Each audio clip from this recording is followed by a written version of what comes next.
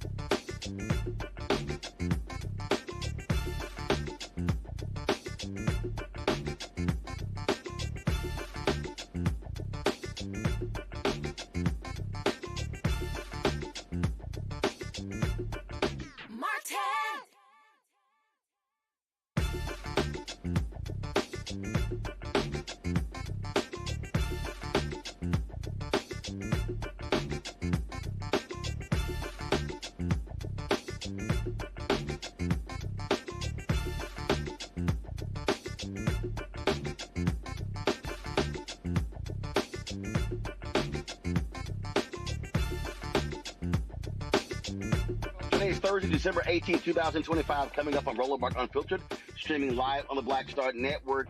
Donald Trump loosened marijuana laws. We'll talk to a Georgia State representative about that very issue. Also, Georgia Senator Raphael Warnock fires back at Donald Trump over his remarks regarding faith. Speaking of this idiot Trump, he gave a rambling, incoherent, angry speech last night, but it's your economy. So how are you still blaming Joe Biden? And how dumb is MAGA? They're renaming the Kennedy Center, the Trump Kennedy Center. I'm sorry, that's a job of Congress. You just can't rename the department.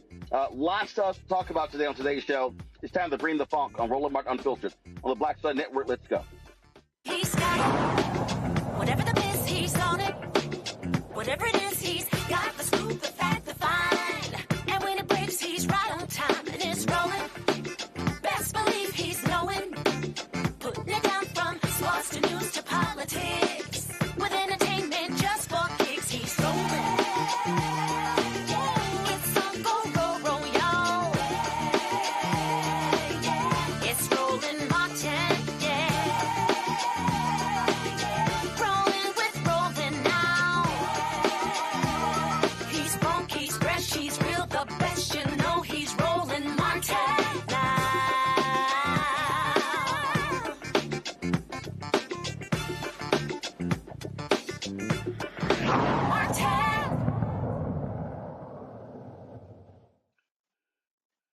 Donald Trump signs executive order reclassifying marijuana as Schedule 1. Well, what could the impact of that be? Georgia State Representative Greg Bell joins us right now. Representative Bell, glad to have you on the show. Walk us through this. What does this actually mean? What is the impact of this executive order by rescheduling marijuana on the federal crime level?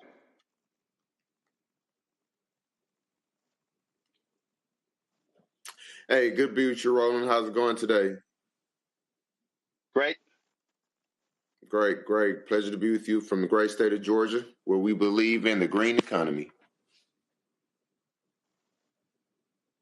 Okay, so walk us through. What is this, by the reclassification, what does it actually mean? All right, so it means that we'll be able to get marijuana products, CBD products, as over-the-counter medication, just like over-the-counter medication. Marijuana was classified as a psychoactive drug, a Schedule 1 drug, along the lines of LSD, heroin, and meth. Now it's being reclassified, such as Tylenol, a sleep aid, aspirin, NyQuil. So no longer will it be scheduled as a drug or a narcotic substance, meaning that when cool. Say it again. No, go ahead. One cool thing that means is for a lot of those that want to invest in marijuana, that they have more safer investments now that prior to the industry, what you would see was a lot of individuals having money, getting financing. In Georgia, I know a couple of businesses that actually had their bank accounts closed because they were quote unquote dealing with narcotics. So now you also have individuals that would be able to get loans, business applications, bank accounts as well, who are working in the marijuana industry.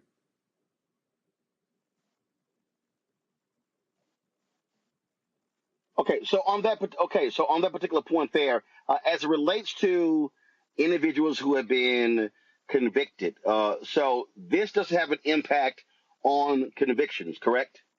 Not at all. This does not have any impact on convictions. If you have been previously convicted, have an arrest record due to marijuana substances, this does not change that at all.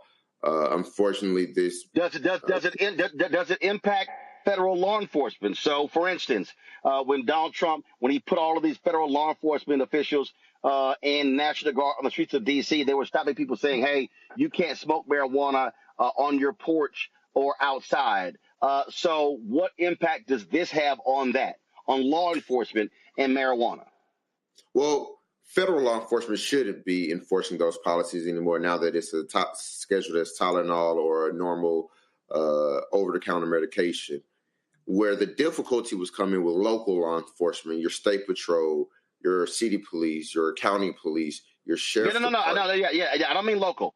Yeah, I don't mean local. What I mean is now with this reclassification as Schedule 1, that means federal law enforcement, will they be, will marijuana be still criminal? Or is there a certain amount of marijuana that you have to have? And so what is the schedule? What is this by reclassifying as Schedule 1? What does it mean for that?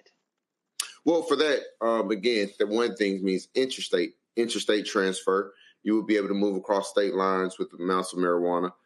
Previously, before individuals would get cases, RICO cases, if they were moving marijuana across state lines. Now that it's been federally declassified, the DEA, CIA, FBI, all those letter organizations shouldn't be going or prosecuting individuals for having marijuana. Now, while looking at the policy, it doesn't have a specific amount that I've been able to find yet of how much a person should, or could have on them now that it's been declassified. But the prosecution or the prosecution of a person due to having this controlled substance federally, I want to draw that, like we said, we spoke about federally, there's a big distinction between federal, state, and local. Federal, those agencies should not be prosecuting people. We still have a lot to learn, as it was just declassified. They didn't have a number amount or a weight amount associated with the declassification. So theoretically, there could be, say, if you have 10 pounds of marijuana in a legal state, again, even though it's federally declassified, if your state hasn't declassified, you will still be at risk of being charged for a crime, marijuana crime.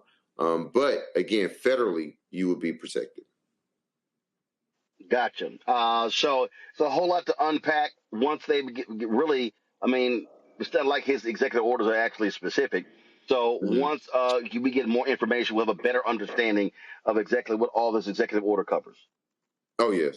So just to be safe, do not smoke or roll marijuana in front of the police just because this order has happened. Again, your state laws have not changed. This does not mean you can go to your weed man, your plug, and go get an ounce or whatever you need and say, well, it's now such as Tylenol. Depending on your state law, your state code, your local ordinances, you still could be prosecuted. This is more so a business move, rather, I see, than actually helping people have access to safe marijuana products or having access to medical health care. Some of the biggest players in this are pushing from the cannabis lobbyists, not from like any lobbyists. I don't think real lobbyists care about people. It's about cents, coins, and dollars. You had stock falling in the cannabis industry. You had individuals having trouble with investments and growing the cannabis industry. So I really see this as more of a capitalistic ploy to make more money. While I do agree with it, let's not be hoodwinked or bamboozled to think that President Trump cares about us. I absolutely agree. So I wouldn't be surprised to be learning in the next weeks, days or weeks that he has some kind of cannabis investment. So that would not shock me at all. Well, I know Medicaid is they are piloting a Medicaid program for CBD with this. So I wouldn't be surprised if we got Trump Kush next week or Trump cannabis or something to that effect where he has his hands in it again. I think we have a very narcissistic president that's only in office to stay out of jail and build wealth for himself on the backs of the American people. And although I do agree with this policy, we will soon see how much more wealthy the president will make or become after this declassification. All right. Representative Bell, we surely appreciate it. Thanks a lot. Anytime, Roland, and thanks for what you're doing to keep spreading the message and fight the power. Yes, sir. Appreciate it. Thank you so very much. Folks, got to go to a break. We'll be right back. Roland Martin Unfiltered right here on the Black Star Network. Hatred on the streets, a horrific scene, a white nationalist rally that descended into deadly violence. White people are losing their damn minds. As an angry pro-Trump mob storms the U.S. Capitol, we're about about to see the rise of what I call white minority resistance. We have seen white folks in this country who simply cannot tolerate black folks voting. I think what we're seeing is the inevitable result of violent denial. This is part of American history. Every time that people of color have made progress, whether real or symbolic, there has been what Carol Anderson at Emory University calls white rage as a backlash. This is the rise of the Proud Boys and the Boogaloo Boys. America, there's going to be more of this. Here's all the Proud Boys, guys. This country is getting increasingly racist in its behaviors and its attitudes because of the fear of white people. The fear that they're taking our jobs, they're taking our resources, they're taking our women. This is white fear.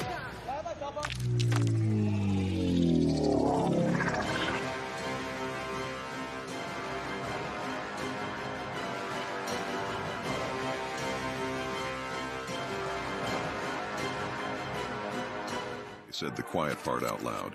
Black votes are a threat, so they erased them. After the Supreme Court gutted the Voting Rights Act in 2013, Republican legislatures moved fast. New voter ID laws, polling place shutdowns, purges of black voters from the rolls. Trump's Justice Department didn't stop it, they joined in. In 2018, his DOJ backed Ohio's voter purge system, a scheme that disproportionately erased black voters. Their goal, erase black votes and political power. Yeah, that happened. These are the kinds of stories that we cover every day on Roland Martin Unfiltered.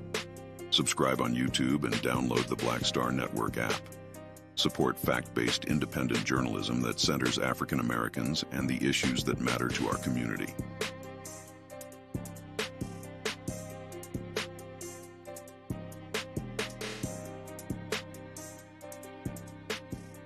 If in this country right now, you have people get up in the morning and the only thing they can think about is how many people they can hurt, and they got the power, that's the time for mourning. For better or worse, what makes America special, it's that legal system that's supposed to protect minorities from the tyranny of the majority. We are at a point of a moral emergency. We must raise a voice of outrage. We must raise a voice of compassion. And we must raise a voice of unity. We are not in a crisis of party versus party. We are in a crisis of civilization, a human rights crisis, and a crisis of democracy itself. And guess what? You've been chosen to make sure that those that would destroy, those that would hate, don't have the final say, and they don't ultimately win. This week on A Balanced Life with Dr. Jackie, we're talking about the ups and the downs of the holidays, the ebb and flow of life, those things that keep us running and gunning. But you know, there comes a time in each of our lives where we need to just sit down, sit back, and relax, giving you a chance to really find out who you are and how you're going to move your life forward. How do I learn? How do I grow from this? And that's where, resilience comes. I'm literally walking this out in real time. It's just giving myself all the grace, all the space, all the permission that I need. We're talking about all of these things this week on A Balanced Life with Dr. Jackie here on Black Star Network. This week on the other side of change. Book bans, anti-intellectualism, and Trump's continued war on wisdom. This is a coordinated backlash to progress. At the end of the day, conservatives realized that they couldn't win a debate on facts. They started using our language against us, right? Remember when we were all woke and the woke movement and all that kind of stuff? Now everything is anti-woke, right? When we were talking about including diversity, equity, inclusion, and higher education, now it's anti-DEI. All this are efforts to suppress the truth because truth empowers people. You're watching The Other Side of Change only on the Black Star Network. Hey, I'm Tasha Cobbs, and you are watching Roland Martin Unfiltered. But I need a little filter. I need something. Blow me out. Make me look 35.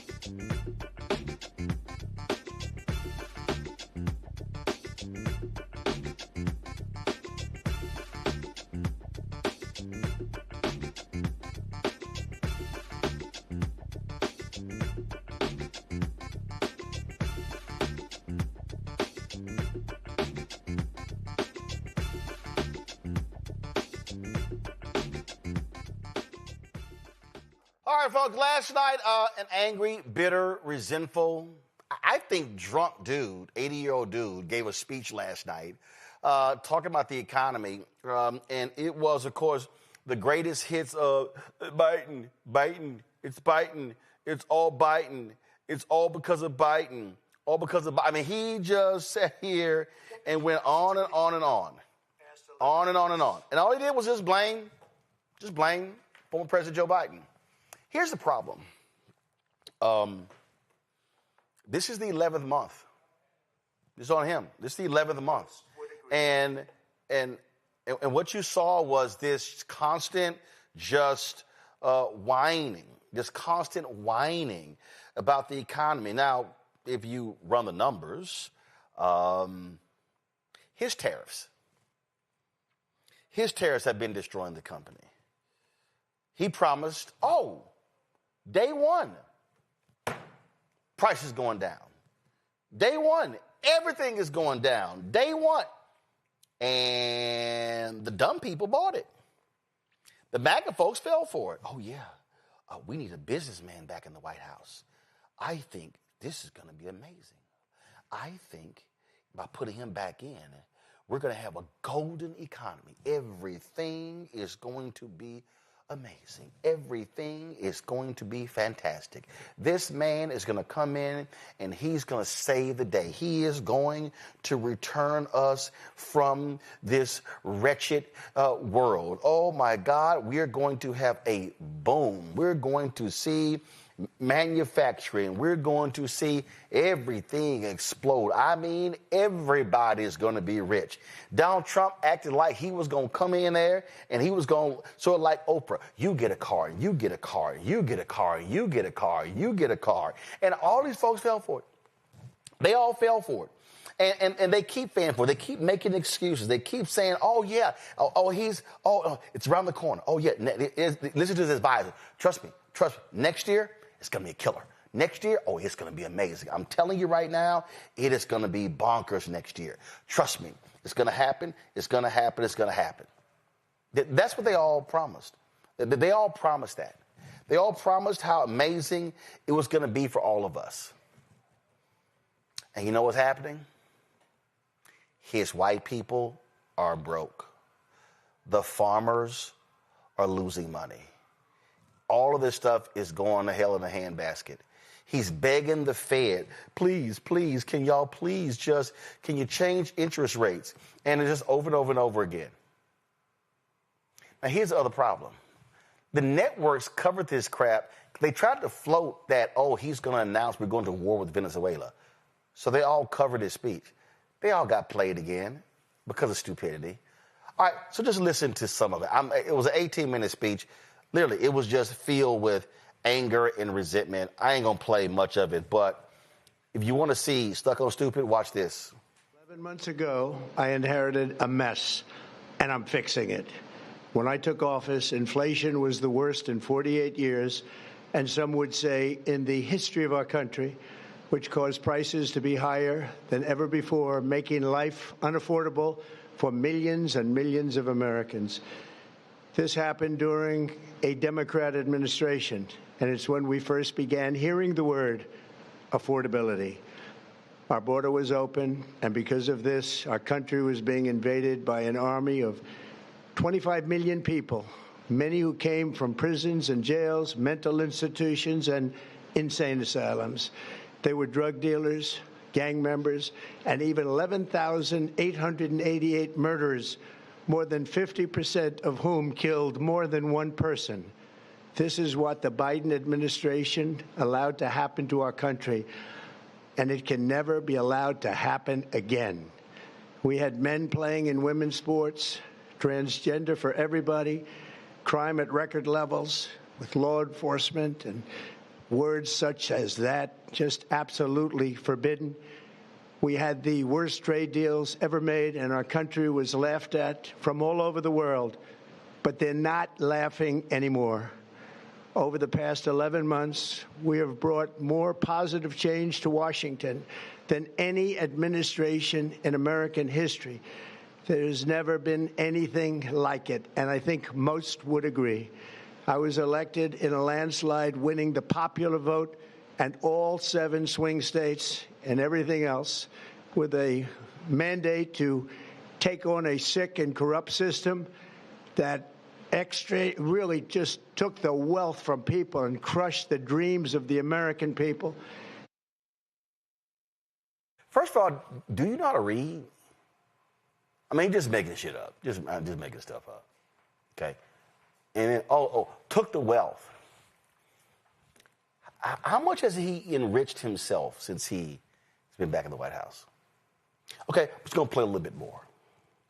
The last 4 years, the United States was ruled by politicians who fought only for insiders, illegal aliens, career criminals, corporate lobbyists, prisoners, terrorists, and above all, foreign nations, which took advantage of us at levels never seen before.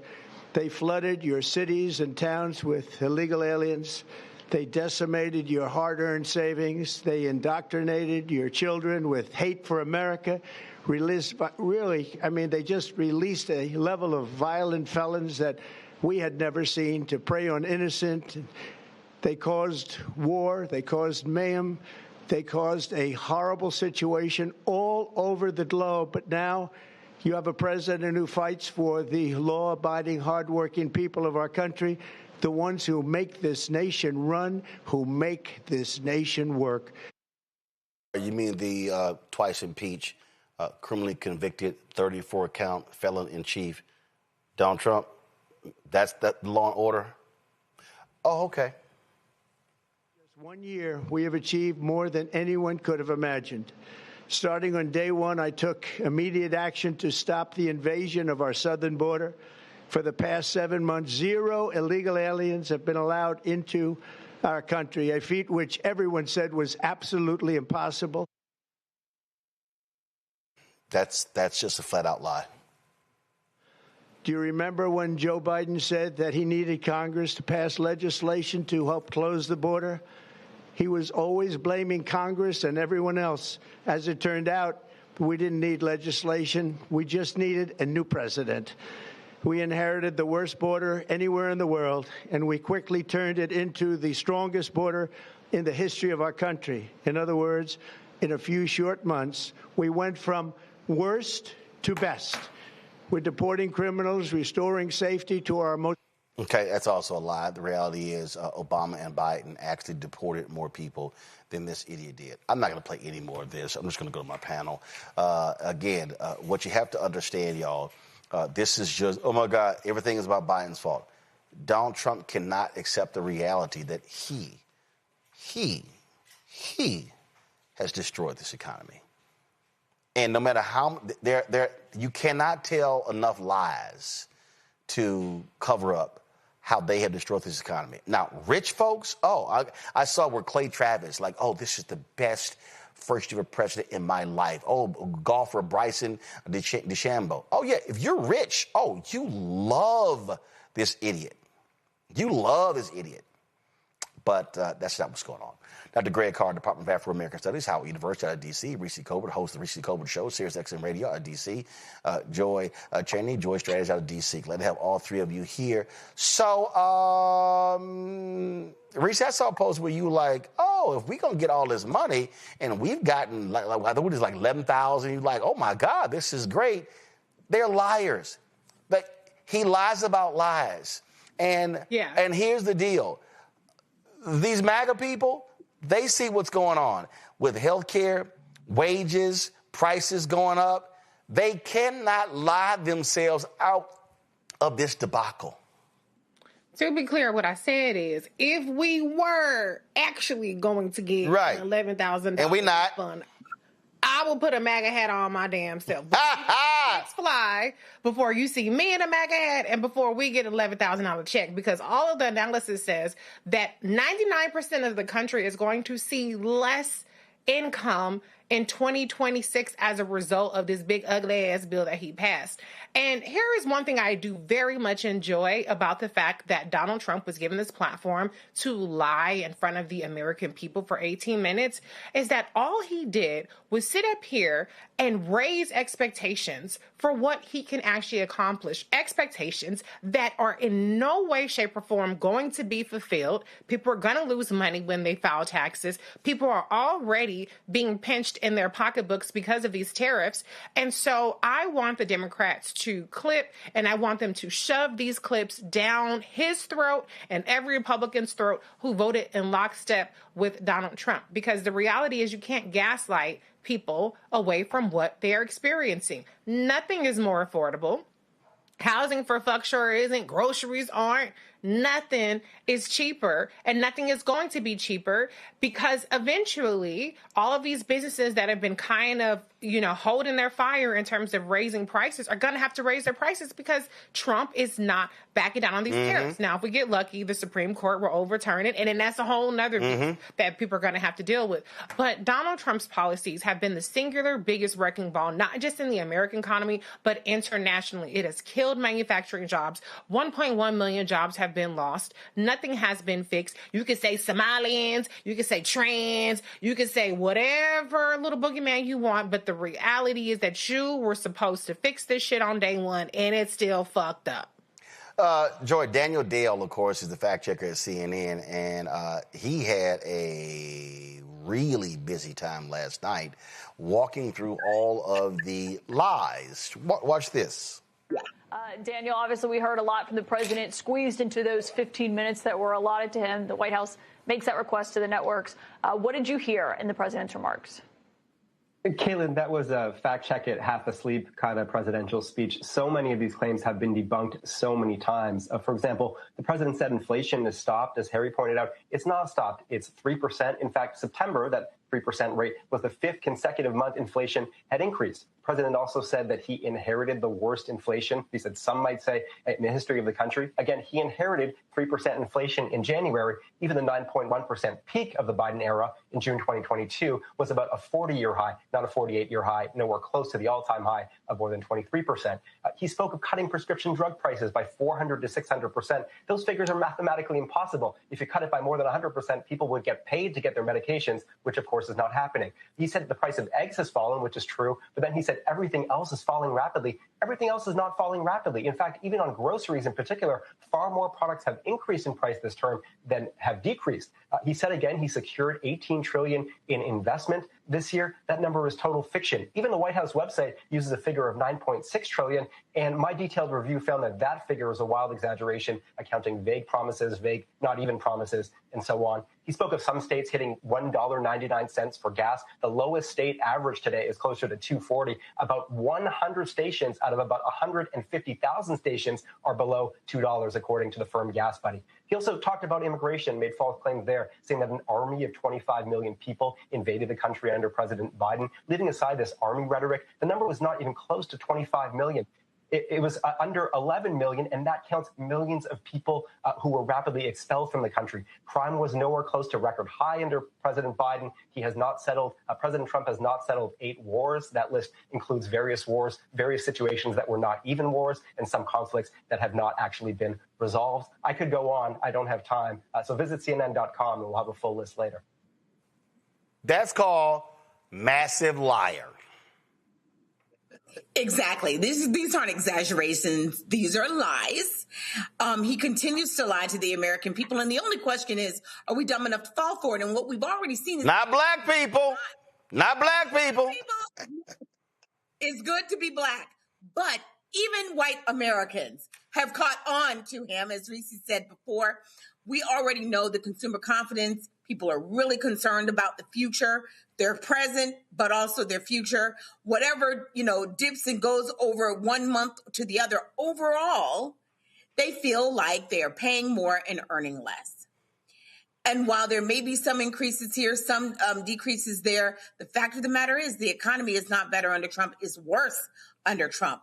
And there's no amount of gaslighting he can do to make that not so. It is clear that his tariffs are part. It's clear that the Republican Party's inability to address the looming healthcare crisis that is coming. The only thing Reese didn't get a chance to mention were tax credits, and that premiums are going to increase, in some cases double, some places triple what they were in 2025. Americans already know this, and yet the Republican Party left D.C. without addressing it, and they absolutely could have. Let's have 1 year extension. You know, maybe Democrats would have supported it. Maybe they wouldn't. We were looking for 3 years, but they could have come to the table. They did not do it. They were willing to shut down the government over it. And then they said they were going to try to work on it, and they have not done so. They have not done so. So the people, all 21 million Americans are going to see a huge spike. And P.S., it's not just them. Right. There will be residual effects on the rest of us. This is malpractice of a grand order, and Donald Trump is to blame for it, no matter what he said last night. So here's one of the things for me, Greg, and again, and this is one of the problems that I always have with folks like CNN. Daniel Dale had 2 minutes. He said, "I don't have enough time." You're a 24-hour cable network. To me, see, this is what so they would rather spend an hour, 2 hours on nonsensical discussion back and forth as opposed to say, Daniel, we're going to give you all the time that you need to lay out all of the lies, the distortions. And this is why we're in this place right now. Because mainstream white media, first of all, they should have never given him 15 minutes of national airtime for that trash-ass speech. But this is the problem that we're national media. Oh, I don't have enough time. Go to CNN.com for the rest. No. They should have said, Daniel, what is it going to take? 5, 8, 10, 15 minutes? Imagine if Daniel Dale said, it's going to take me 23 minutes to walk through all of the lies. That's when you say, Daniel, you've got 23 minutes. Yes. Yes. Unfortunately, Daniel won't have any minutes soon, even though the Warner Board has said they have advised not to take this propped up deal from the Ellisons and the Saudis and the United Arab Emirates and Qatar in a minute. Understand that Netflix doesn't want CNN. They want the back catalog of the film, and they want Batman and Superman, and the devil takes the hindmost, and all Bozo wants is CNN. So Daniel should probably take his minutes now before the Scott Jennings show is on primetime, and Abby is looking for a job somewhere. By the way, you probably saw, I'm sure you did, that Scott Jennings is one of several other hosts that has been offered a prime radio spot to occupy the time slot that was once held by Charles Christian Kirk. So, yeah, he should probably take those minutes now. But what we're watching is the fire sale. This is the fire sale for the country called United States of America. Bozo doesn't care as long as he's enriched. You know, his dead man suit wearing son-in-law running around the world with Steve Witkoff, trying to figure out how they're going to throw up these hotels everywhere from Palestine, occupied Palestine, to wherever else they could put up a hotel. He doesn't care. The ideologues are getting what they want. We saw Brendan Carr, that slip-mouth fascist, on Capitol Hill this week. Russell Vogt, that little nasty piece of work, smarming around this week. Carr telling people the FCC is, in fact, not an independent agency. And Russell Vogt doing his best now to pancake the chest of yet another facility, in this case in Colorado, the folks that try to help us understand the weather. All of this is going on, but the key element here, and we saw it on display last night again, is what Steve Bannon said years ago. Flood the zone with ish. Yep. In other words, keep the distractions going while we make these deals, while we rob you blind and a devil take the hindmost. You can't change the name of the Kennedy Center. Joyce Beatty was muted. Nobody cares because it's an act of Congress. You can't change it anyway. So what do? It was a unanimous change. And Propaganda Barbie runs out there with her collagen plump lips and spits out another lie. But point is that if you keep those distractions going, people don't know which way to go. Meanwhile, you are selling everything you can. That is what we're watching right now. Oh, yeah. And, of course, they announced today that Trump Media is joining some other company, a $6 billion deal. That company ain't Trump. Y'all, I got more revenue as a company than Trump Media has made. But their stock fell 75%. And now, after announcing this scam of a deal, now it goes up 33%. It's all insider trading. One of the people I love to death is Jessica Tarloff, because she sits on Fox News on the 5 and corrects those ignoramuses, especially that idiot Greg Gutfeld, and even dumber Jesse Waters. I mean, it's hard to get dumber, but Jesse Waters does an excellent job at doing it. So here's Tarloff giving them the business and exposing, again, Trump's massive lies. Went up, he said unemployment is down. It's up to 4.6%, where it hasn't been since 2021. He said that he secured $18 trillion in investment. I asked Grok about that, and Grok said the White House own tallies list totals at around 8.8 to 9.6 trillion, but they include commitments from the Biden administration, double counting, and pledges that were likely to occur regardless due to AI development. Then the crazy stuff like on bringing down drug prices by 600%. I don't know if you saw John Roberts asking Howard Lutnick about that today. You can't bring down prices by 600%. The drug companies aren't paying you to take the medication. And then this warrior dividend. Now, that was the thing where I said, oh, this is going to be it. This is going to be like the Trump checks or something. This is amazing. But it's not. He's taking already allocated funds that were supposed to go towards housing subsidies for our troops and branding them with his 1776 Trump sticker. So you get a bonus, but you lose a benefit. It's not coming from the tariff pot. It's already been allocated. That is dishonest, and that is very uncool. If there is another explanation, I would love to hear it. But if that is your big marketing item from all of this, and you are just taking money from troops that are moving to a more expensive place and need extra money to live in San Diego, so you can say that you gave them a rebate that's not even from that tariff pot, not uncool. A man risked his. I saw. So Reese, you're gonna love this here. So I'm looking at this video, and this woman, she's married to a soldier, and she says, my husband and I last night, we were watching Trump's speech, and Trump announced that military families are going to get a $1,776 bonus. I looked at my husband, and I said, oh, my God, isn't that great? Anybody in America should be celebrating that our troops are going to get a $1,776 bonus. As Tarloff said, you're not getting a bonus. Congress actually authorized a housing allowance for members of the military. Trump is taking your housing allowance that was authorized by Congress, not him, by Congress, and now is convincing you idiots that you're getting a $1,776 bonus. This is how stupid MAGA is. Well, it also shows how unserious Donald Trump is about actually solving problems. You're taking an actual solution, which is giving military personnel a housing allowance, and then you're branding it as some sort of warrior Trump check. Get the fuck out of here. And why is housing so expensive? I thought Donald Trump was supposed to solve the fact that housing prices are so high by kicking out a whole bunch of people. But he's not solving it, because the reality is what's driving housing prices is all this algorithmic rent pricing collusion and Wall Street investors buying up all of these homes. That's what's actually creating it. And guess what? Deporting a whole bunch of people and making people too afraid to come to construction sites is also not helping replenish the housing supply. And so, yeah, if people want to sit up there and get excited about the same money they were already going to get, okay. But Donald Trump cannot unilaterally issue checks. That's why you ain't got no Doge check. He went from $5,000 Doge check to $2,000 tariff rebate check. You're not getting that either. And now these military personnel, God bless them, they deserve a housing allowance. But that ain't a bonus. That is to survive. And this is the thing, Joy, that I find is hilarious. They fall for the okie dokie, the banana and tailpipe every single time. And they go, look at this. Donald Trump loves us. He cares about us. And I'm like, no, fool, no, he don't. And here's the other deal. Okay, the Senate just authorized a $900 billion defense deal. We are on the brink of spending $1 trillion annually on the defense budget.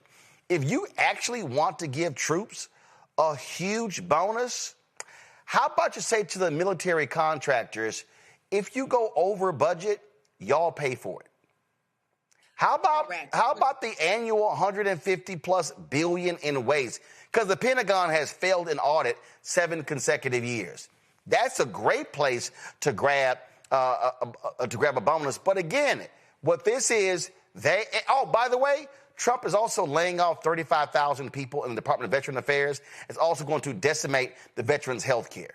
So when these veterans' wives and these vets post these videos, how about you actually, as Paul Harvey would say, now the rest of the story?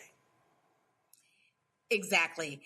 As a practical matter, every time it appears that Donald Trump is giving you something, rest assured, as Reese said, not only can he not write checks, but his practice has consistently been that if he appears to be giving you something, that is because he is taking away more out the back. He's at your door offering you a flower, but he's stealing your TV and your couch out the back door.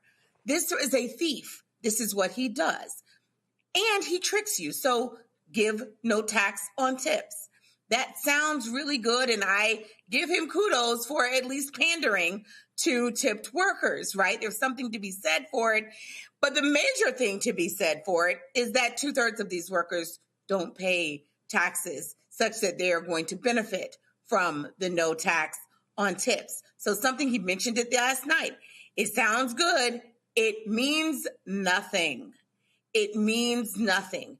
He is tricking people over and over and over again. Meanwhile, wealthy people are doing better. The wealthiest Americans, Elon Musk and Jeff Bezos, make the same thing that half of the country make all together, just the two of them. He is creating an oligarchy. Meanwhile, you are going to spend more and make less.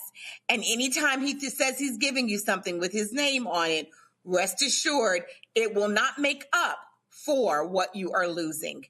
Every time, twice on Sunday. And each time I'm like, someone like, well, maybe this time, because we all want to believe the best. It's always a lie. Donald Trump has consistently been a grifter, dishonest, and this has carried through to his administration, and it didn't have to. He's chosen this. Absolutely. Tied to this, if you will, is Ken Martin, Greg, who is the chair of the Democratic National Committee, announcing that the DNC is scrapping their report of what went wrong in the 2024 election. Had some people who were hitting me today, and they were like, oh, my God, this is ridiculous. They shouldn't be doing this. This is wrong. And I was like, no, actually, it's not. It's not. Because first, I've already seen 2 autopsies. In fact, if I'm correct, and Reese, you may have seen this as well, and Greg and Joy, y'all may have seen this. I swore earlier this week, let me pull it up. I swore earlier this week, or was it last week, somebody posted something called, right here. Somebody posted democratautautopsy.org. And it's a Roots Action report on the 2024 presidential election. It's called Autopsy, How Democrats Lost the White House. And you can actually download it, and you can read the report online. So if I click right here, I can read the whole report and download it, whatever. And so here's my whole deal. If I'm Ken Martin, I'm not trying to have another what happened last year conversation, because the 2024 election is over, okay? It's over. We all know how they lost. This report says it right here, and it jumps out 6.8 million fewer people voted for Harris than they did for Joe Biden. It talked about the impact of Israel and Gaza. It talked about Harris not cutting herself from a lot of Biden policies. All right, she talked about it in her book. All right, we're good. So if I'm Ken Martin, hell no, I'm not talking about it, because I got these folks on the run. I got Republicans breaking away in the House, scared to death because their own people are going to lose health care, and there are 35 vulnerable Republicans like, oh, shit, we might lose our jobs, might lose the House. You got Senators, Joni Ernst not running for re-election. Susan Collins is in trouble in Maine. You've got Republicans cannot find a top candidate running against Ossoff in Georgia. They're scared to death of Roy Cooper in North Carolina. And so why in the hell would I put a report out that's going to lead to massive negative headlines and crapping all damn day when they're catching all the heat? To me, hell, that's called smart politics. Yeah, in fact, but to be even smarter, they maybe should take a page from the white nationalist party. Remember when Barack Obama won re-election in 2012? And they had the autopsy, the GOP autopsy. And the report said, Romney didn't reach out to these minorities and they need to make a kinder, gentler GOP. There was a madman sitting in his golden tower in Manhattan that tweeted out, that's absurd. You need to double down. Leave that immigration alone. We're talking about immigration reform. That was Donald Trump. Notice how quickly they shut the F up once they quadrupled down on white supremacy and took the White House in 2016. Let's fast forward to now. Ken Martin's on the right road. But to continue on that road, and Reese, thank you, sis, for taking some of our cosplay left friends to the woodshed around Jasmine Crockett, because, you read 2 pages of Karl Marx and all of a sudden you're some kind of genius. And I didn't realize the corpse of Jill Stein was still animated until I see them floating around on some of these left websites. But at any rate, the whole point is, at this point, what you don't double down now on, Democrats, is chasing these toothless white voters that ain't never coming back to you. Yep. Now you go in the opposite direction. You go to Mamdani, you go Ken Martin and them. If you're not ready to do that, you need to be quiet. Finally, let's be crystal clear about what we're facing right now. Donald Trump's scared of 2 things. He is scared of not making as much money as he can. That's number 2. Number 1, he's scared of the Epstein files. Let's be very clear about all of this. This madman is running crazy. And in order to survive, he will do anything since we've been probably on air. You see that TikTok now, the deal is going through. He got his little white supremacist friend, Larry Ellison, and them. They got a little piece of it. A couple other companies got a piece of it. And ByteDance still has a piece of it. Meanwhile, China announced this week they are testing now this huge facility they built to produce the cutting-edge semiconductor chips. China go blow past the United States and all them billionaire fools with all the technology. It's just a matter of time. And so in this collapsing entity we call United States of America, the billionaires are raiding the piggy bank. Bozo's trying to stay out of jail and get him $5 on the way out as well. The world is moving on and preparing for a post-American future. And we, trapped in this entity, got 2 choices. We can pretend like this is business as usual, or we can take a page from the Republicans who said, we're going to go in our direction completely and go in our direction completely. And that means Ken Martin's going to have to probably catch up a little more other than just dead in autopsies. Nah, bruh, you need to come on over here with us. When you're in a media game, Reese, what you don't do is invite you getting pimp slapped. And we all know what would happen. If Ken Martin released this report, CNN, Fox News, MSNBC, ABC, NBC, they will all be booking James Carville, Paul Begalia, every strategist in the world. What if they do? This was bad. This was awful. You would have nothing but, they would knock Republicans off the front page, off the front of the website, off the main line on the stories, and it will all be about how awful Democrats ran in 2024. We already know that.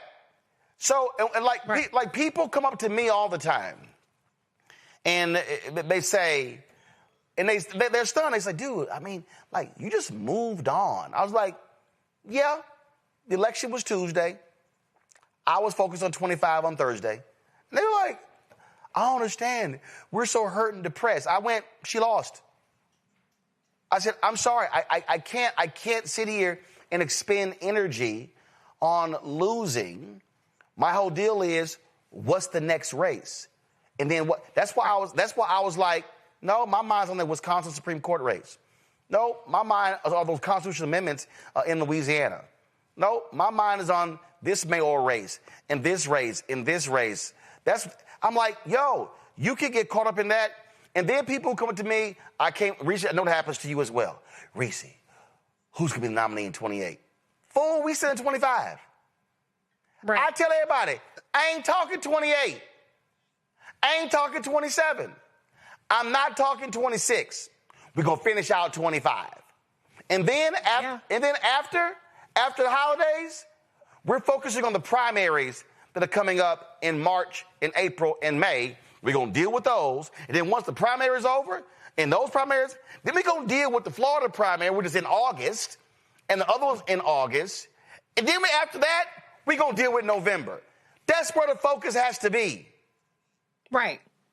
Well, first of all, Republicans are getting their asses kicked right now. Yeah. So why the hell would we sit up here and change the motherfucking topic? You don't throw nobody no life jacket. You go, I'm gonna let your ass drown. Yeah, and the reality is we're in a different world than whatever political calculations these dumb motherfuckers made when they stayed their asses at home or when they switched over to vote. Bitch, welcome to Trump Crow.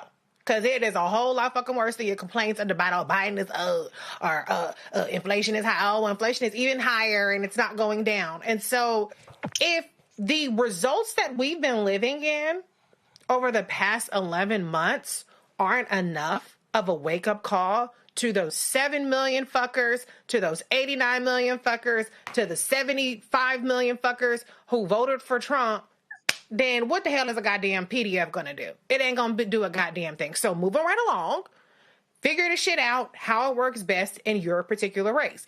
But I'm actually happy that Ken Martin recognized that in addition to what it gives the media to do in terms of changing the subject, because they don't really want to talk about how fucked up Donald Trump is. They really want to talk about Democrats. Yep. I'm glad that he didn't really take the bait. And I personally don't want to hear shit about the Ohio white voter. I don't want to hear anything about that. And so I'm interested in listening to the people who have a solution for getting our disaffected and disillusioned voters off the damn couch. I'm interested in people who want to reach the black voters that stayed home because something didn't resonate with them or because they were effectively targeted with disinformation, and other propaganda. That's what I'm interested in having. We should be having a Project 2028, a Project 2026, a project what the fuck we gonna do for the next 15 days. That's what I want to see, not a goddamn rehashing of what happened in the election. We lost. Get over it. Elections have consequences. So yes, kudos to Ken Martin.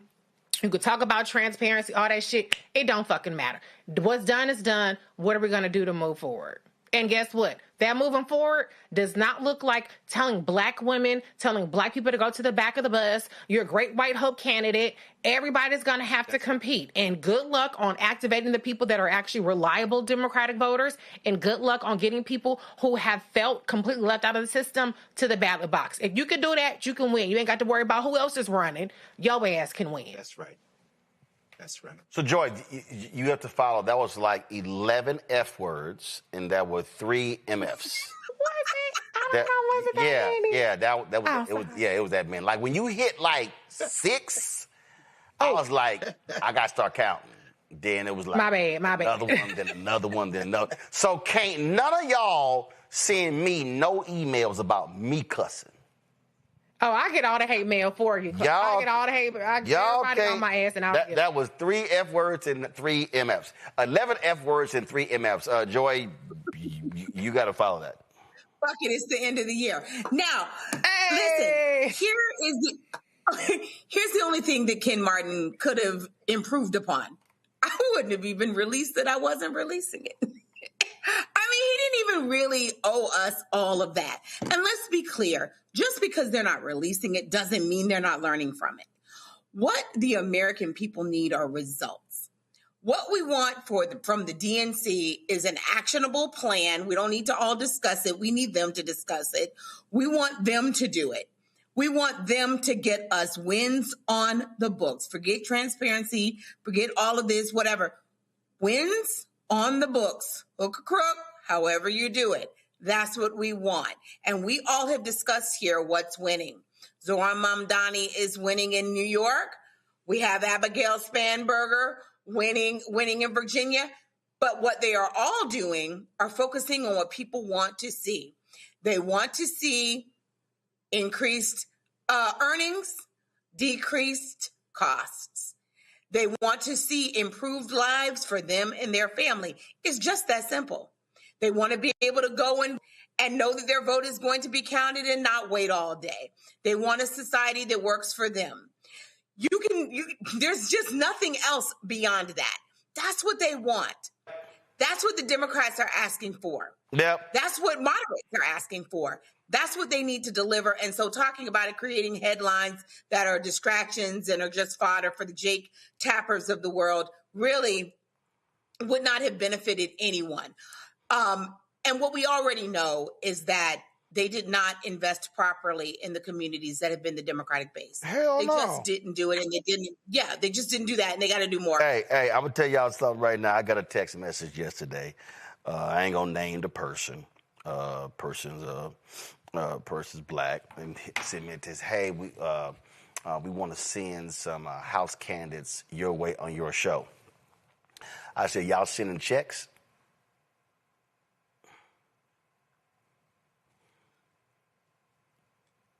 I said, let me be real clear. The DCCC didn't spend any money on ads in 2024.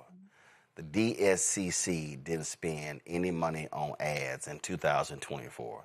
The House Majority PAC, the Senate Majority PAC spent zero on ads on Black Star Network. Oh, and I know they gave money to Sinclair, Comcast, Disney, Fox. I mean, I can name Nexstar, all the companies. And I made it clear, don't send me no names if y'all ain't advertising. Because guess what? This infrastructure that we built, and just understand, I've hired 3 people in the past week. I'm about to make a big hire for BlackStarNetwork.com in the next week. All that stuff costs money. So, see, we ain't playing this game. We ain't playing this game because, I stay my ass at home. There's a whole lot I can talk about right here from the studio as opposed to getting on the road and traveling around the country and disrupting my sleep and eating patterns because we out there. But again, folk need to understand something. We ain't playing no games.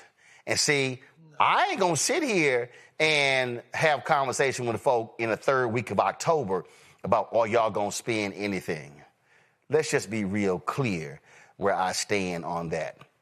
And for all you Simple Simon Negroes out there who like, you got to check, you got to check, you got to check. Well, guess what?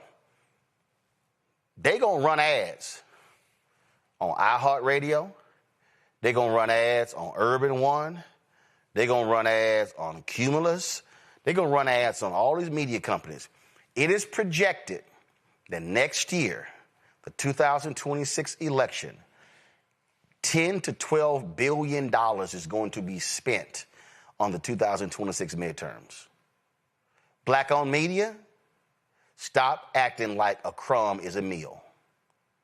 That's why a whole bunch of black-owned media people right now are suffocating, look like they got emphysema because they broke, because they keep sitting here promising you meetings, and that's all you get paid in is meetings. So we ain't going to do that. I'm letting y'all know. And let me be real clear before I go to break. This ain't just politics. I've said to Netflix, Apple TV, Prime Video, Peacock, Paramount Plus, Stars, Showtime, HBO, do not call me trying to get celebrities on my show to promote a new show y'all got if y'all unwilling to advertise. Because if y'all value my audience enough to want to promote the show and the celebrity to them, then y'all should be cutting a check as well. Because I could talk about a whole bunch of other stuff, then talk to y'all celebrity. So again, that's the difference when you have integrity and decency and principles where you say, you're not going to play me small. Or as Wesley Snipes said in the movie Rising Sun, wrong Negro, wrong century. I'll be right back. Roland Martin Unfiltered on the Black Star Network. Support the work that we do. Join our Bring the Funk fan club. If you want to contribute, Cash App, use the Stripe QR code. You see it right here, bottom left-hand corner. PayPal's R Martin Unfiltered. Venmo's RM Unfiltered. Zelle, Roland at RolandSMartin.com. Roland at RolandMartinUnfiltered.com. Check your money order. Make it payable to Roland Martin Unfiltered. P.O. Box 57196. Washington, D.C. 2003 7-0196. Back in a moment. One ad, drop, and then come back to me. Right now, I'm gonna do Sam around 7:20. I'm gonna do this Kennedy Center discussion, and then put them on set. That's the time for mourning. For better or worse, what makes America special, it's that legal system that's supposed to protect minorities. I got it. Just one commercial, drop, come to me. We are. I got it over here. Just be ready to sit here. We must raise a voice of outrage. We must raise a voice of compassion. And we must raise a voice of unity. We are not in a crisis of party versus party. We are in a crisis of civilization, a human rights crisis, and a crisis of democracy itself. And guess what? You've been chosen to make sure that those that would destroy, those that would hate, don't have the final say, and they don't ultimately win. Hey, what's up, everybody? It's Godfrey, the funniest dude on the planet. And you're watching Roland Martin Unfiltered.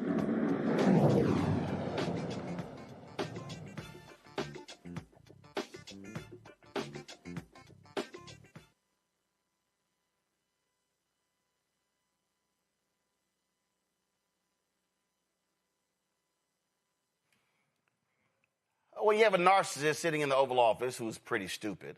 What are you going to get? You're going to get somebody who's all about them. So this fool, now remember FIFA gave that fool a Peace Prize, nothing. So today, these idiots announced that the Kennedy Center Board has voted unanimously to name it the Trump Kennedy Center for Performing Arts. Okay, first of all, just like the Department of War, you just can't just do that because Congress actually passed the law naming it the Kennedy Center. And so they put out this statement. Carolyn Levitt, who's the chief liar for Donald Trump, put out this statement saying that, it was unanimous. Congresswoman Joyce Beatty, who's on the board, was like, that's bullshit. I'm Congresswoman Joyce Beatty. I'm sitting here in my congressional office in Washington, D.C., just ending a call with the Kennedy Center, where I serve as an ex officio member. I am bringing this to you live today because what you may hear is that there was a unanimous vote to rename the Kennedy Center the Trump Center. Be clear, I was on that call. And as I tried to push my button to voice my concern, to ask questions, and certainly not to vote in support of this, I was muted. Each time I tried to speak, I was muted. Participants were not allowed to voice their concerns who were online. Yet it was said at the end, it was a unanimous vote. Clearly, the Congress has a say in this. This center, the Kennedy Center, was created by the Congress. I think it's important for us to know that this is just another attempt to evade the law and not let the people have a say. As a strong supporter of the arts, as someone during my entire time here in Congress, I have participated in the Kennedy Center's programs, and I salute all the artists who have performed there. They lied, Joy. Again, they lied. And again, you just can't just change stuff. But when you are nothing but ass kissers, and that's what MAGA is, oh my God, he's been so amazing. He's been so incredible. We're going to name it after him. I'm telling you right now. Then we got them bullshit ass, all that gold, the plaques and the photos all on the White House wall. Yo, I'm telling you right now, when they get that ass whooped in 28, Listen. See, Joy, I ain't gonna never, ever work for a politician. But I'm telling you right now,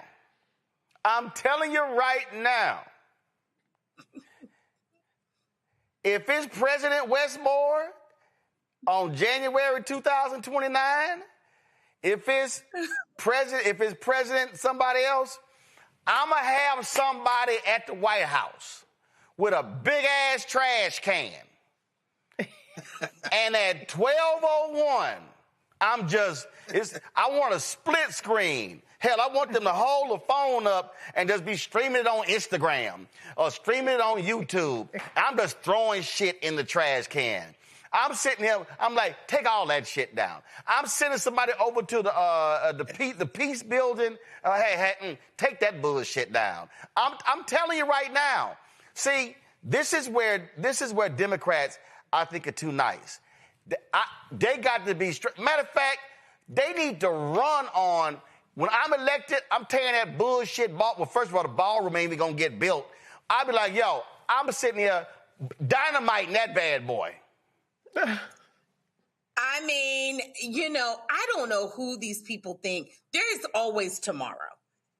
And when tomorrow comes, we are going to know who they are, and we're going to know where to find them and how to fire them and how to get rid of them and how to certainly take their name off the Kennedy Center building. I almost don't want us to push this too much because obviously he can't change the name officially. I would rather him kind of Kabuki Theater change the name so that we don't have to go through the trouble. No. Joy. He's going to send somebody over there to put his name on the side of the building. Oh, to be sure. To change from Department of Defense to Department of War. They've already been taken. It's going to cost $2 billion. They don't care. They don't care. I'm just saying that whether it's officially there or not, we can always undo it. It'll cost us money, but it'll be well worth it to try to wipe this authoritarian period off the history books, or at least so that we don't have to see it every day, and to really show that we're putting down what is this authoritarian insurrection that's happening by MAGA against the people of the United States. But here's what I would say. I hope that media who are reporting this story really focus on the fact that they didn't allow people to really say their piece and to vote, and that that's not legitimate. Because I feel like Joyce Beatty, if she had not come out so forcefully, we never would have known what really happened. And the other members You ain't going to see that clip. You ain't going to see that clip on CNN. Right, which is a real shame, because the notion was that everyone on there agreed and that they agreed to do this, when that's a lie. And so much of this is a lie. What is true is that the Kennedy Center is in financial strain.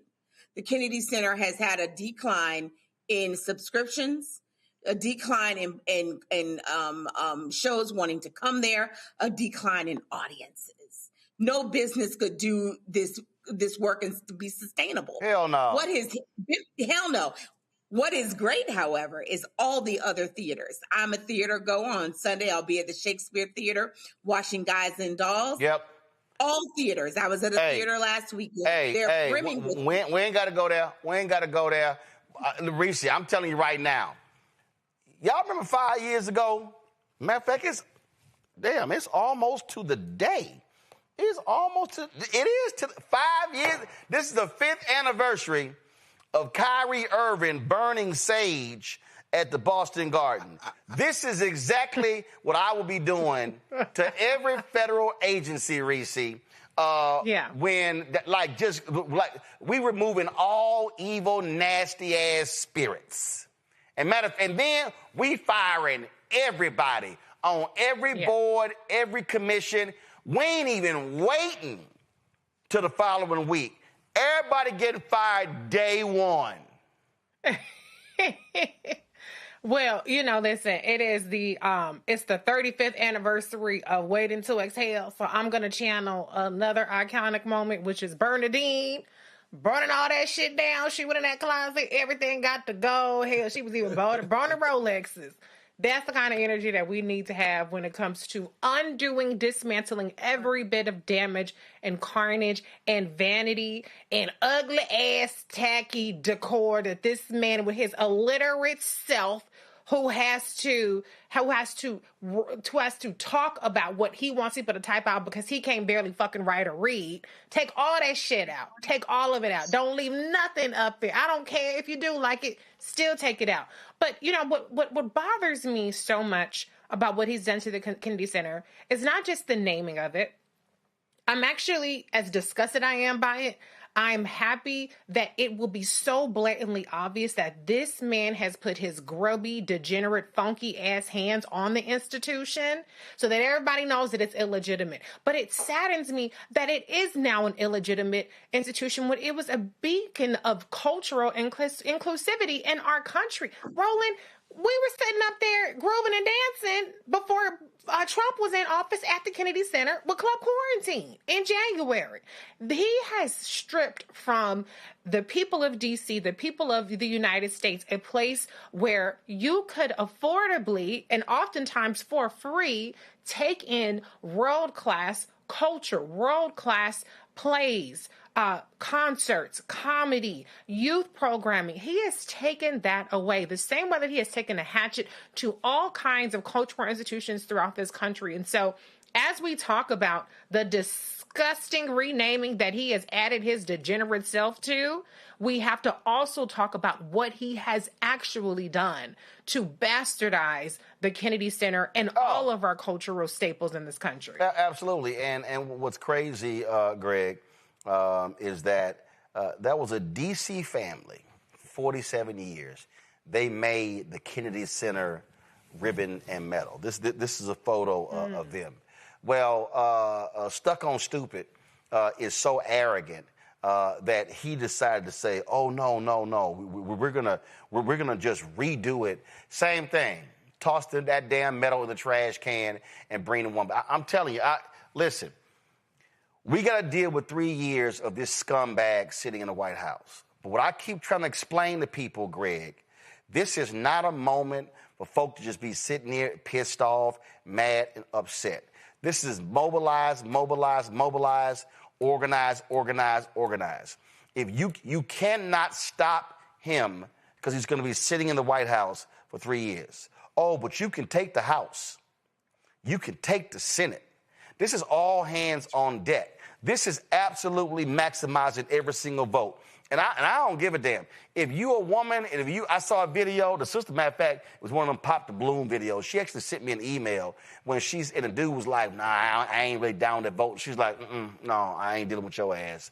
I don't give a damn. If you a dude, if you a sister, and that dude you with, his ass say, "I ain't voting." I need you to rise your ass on up. No, you can't be here. If you a bruh and you dealing with a woman, she ain't voting, you take your ass on back to your mama house. I ain't sitting here, hey, if you got some more punk ass MAGA family member, you ain't coming to Christmas dinner. You can't eat at my table. I don't give a damn. I'm telling you right now, I don't give a damn. Hey, ain't nobody MAGA at our Thanksgiving Christmas table. Because I'm going to tell you right now, it'll be hell. I ain't going to let they punk ass eat. I'm going to tell their ass, matter of fact, I'm going to sit here and say, go and get you the Popeyes, get your ass a 3-piece, and eat that shit in the car, because you ain't coming in this house with a red-ass hat. I'm being straight up serious. Wearing a MAGA hat in my house is like wearing a Klan hood. Yeah, you damn right I said it. It is wearing a Klan hood. It is wearing a Klan hood. It's not like wearing a Klan hood. It is wearing a Klan because hood. Their attack on Black America is clear and documented. That's exactly right. I suppose the obligatory European reference would be Lysistrata, the Greek play where the women would not have sex with the men if they just refused to go to war. I guess the hip-hop reference would probably be Chirac with Nick Cannon and Wesley Snipes and them. But no sex until you all stop fighting each other in the street. But the reality is that that's the line we have to draw. You know, what you said a minute ago is very, very, very true and accurate. We have to fight the fight in front of us right now with a long-term vision for sure. I agree with you, Reese. We need a project 2028, a project, 20, whatever, 32, whatever. But we have to fight that fight in front of us and advance moment by moment. If Ken Martin is serious, like you said, Joy, you got to invite Mom Donnie, you got to invite Afton Ben. You got to sit down and have a conversation. Bring in Spamberger, but bring in Westmore if you're serious. But we know we've seen this show before. They're not going to do that unless they are forced to do it. And here's where I'm with regard to the Kennedy Center. And everybody can read this for yourself. If you read 20 U.S. Code Section 76 I through L, you can see for yourself the statute authorizing the Kennedy Center. And you can see the public law that preceded it, because remember, they were going to build a national cultural center for the arts anyway. And John Kennedy was raising money. And then he's killed in November 1963. The following year, Lyndon Baines Johnson is the one who signed the law. But before that, the public law said, whereas the statute had already been floated to call it the National Cultural Center, they explicitly put in the statute everywhere in here where it says National Cultural Center, you would now replace it with John F. Kennedy. Bozo can't do it. Now, but here's the problem. What you said is true. Bring in the SAGE, bring in the construction team, bring in, but the cover story of this month's Mother Jones got a picture of John Roberts, that punk ass. And they got fingers pointing at him and says, all John Roberts' fault. Here's what you can't predict and you can't guarantee. The very same thing that they let Donald Trump get away with, when you go in there and say, take that shit off the wall, they go into court and do not guarantee that these fascists, the MAGA six, won't try to figure out a way to say, and herein lies the real issue, what we're facing right now. They are taking a jackhammer. I'm talking about that punk ass Russell Vogt. I'm talking about Kevin Roberts, who's got a whole ass insurrection now at the Heritage Foundation because all this anti-Jewish stuff his friend Tucker Carlson is doubling down on, and he's with him. Now the board is splitting, the donors are scrambling. The point is that they are taking a jackhammer to the institutions. Now, it may seem like, okay, all this can be reversed, but never underestimate the motivation of a good white supremacist. Remember what Susie Wild said in Vanity Fair about Russell Vogt. He's a full-ass ideologue, and he's a zealot. So please, don't underestimate the Supreme Court. Don't underestimate John Roberts and them, certainly not Alito and Thomas. They could turn around and say, President Moore, you can't take it down. Why? Because we said so. Bottom line is, y'all, take him out at the ballot box. And as far as MAGA concerned, y'all can kiss my ass. This will always be known as the John F. Kennedy Center for the Performing Arts. It is not the Trump nut house. That ain't what it is. All right, we come back. 50 years of the nationalization of black journalists. How critically important are black griots to our community? We'll talk to one of the founders next, right here on Roland Martin Unfiltered on the Black Star Network. This week on A Balanced Life with Dr. Jackie, we're talking about the ups and the downs of the holidays, the ebb and flow of life, those things that keep us running and gunning. But you know there comes a time in each of our lives where we need to just sit down, sit back, and relax, giving you a chance to really find out who you are and how you're going to move your life forward. How do I learn? How do I grow from this? And that's where, resilience comes. So I'm literally walking this out in real time. It's just giving myself all the grace, all the space, all the permission that I need. We're talking about all of these things this week on A Balanced Life with Dr. Jackie here on Black Star Network. Hello, I'm Bishop T.D. Jakes, and you're watching Roland Martin Unfiltered.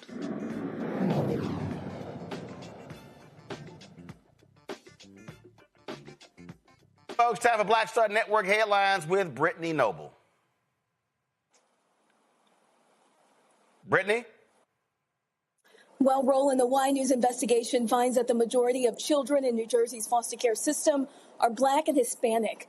Camden and Essex counties account for the highest number of foster care placements statewide, with Black children making up the largest share in both counties. Across all racial groups, children between the ages of 6 and 12 make up the largest share of foster care placements statewide.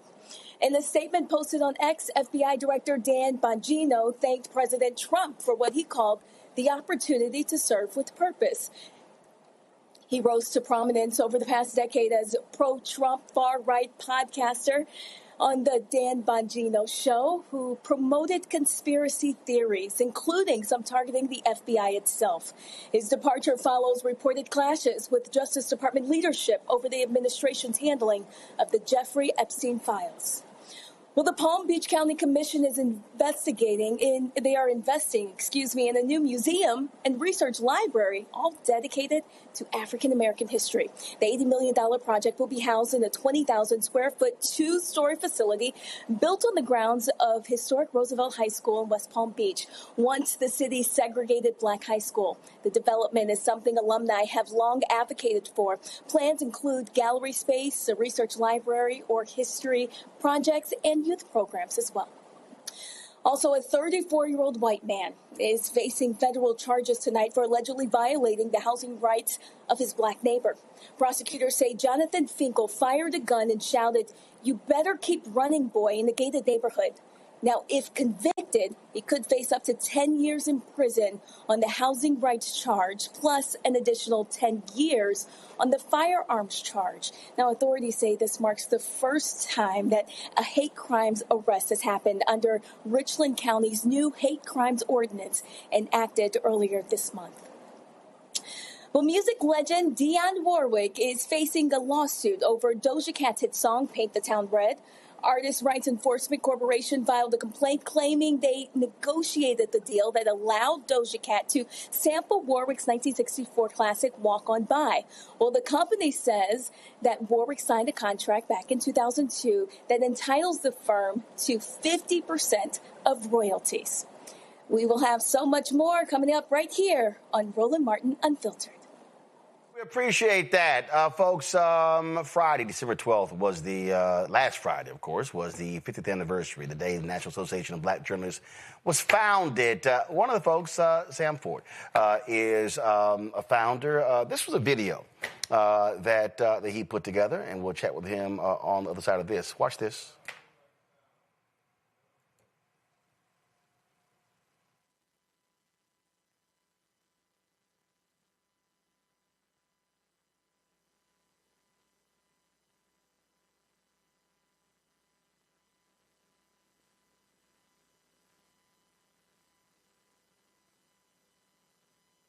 Hi, I'm Sam Ford. At age 22, I was one of the youngest founders of NABJ. In 1975, I was both a grad student at the University of Minnesota and an on-air reporter at WCCO-TV Minneapolis, being trained on a fast track to become a correspondent for CBS News. Sam Ford, WCCO Television News reporting. Between those tasks, I produced a documentary on a Wisconsin Indian tribe for a group of liberal Republicans who paid me $1,000, $6,000 in today's money, and gave me a free trip to D.C. to observe a political conference. It was the third conference of black elected officials, mainly organized by black Republicans, but attended mainly by black Democrats and a large contingent of black journalists, held at Washington's now defunct Sheridan Park Hotel.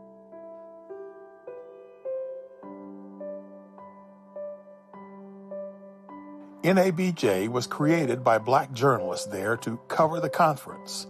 Many came there for that purpose. They were mainly from Philadelphia and Washington, D.C.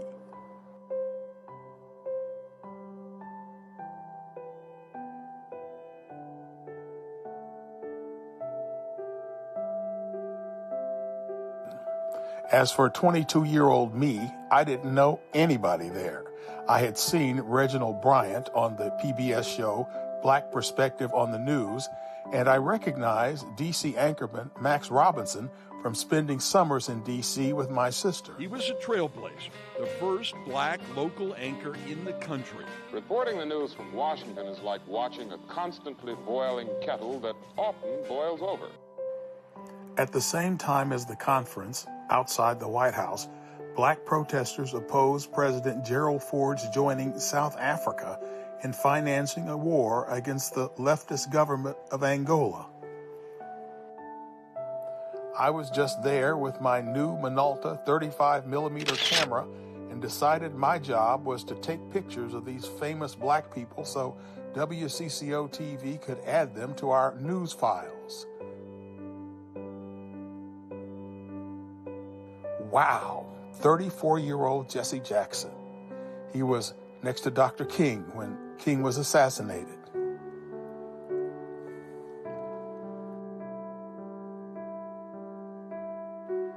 And there she was, Coretta Scott King, Dr. King's widow. As a teen, I had read and enjoyed her book on her life with Dr. King. He'd been gone now more than 7 years.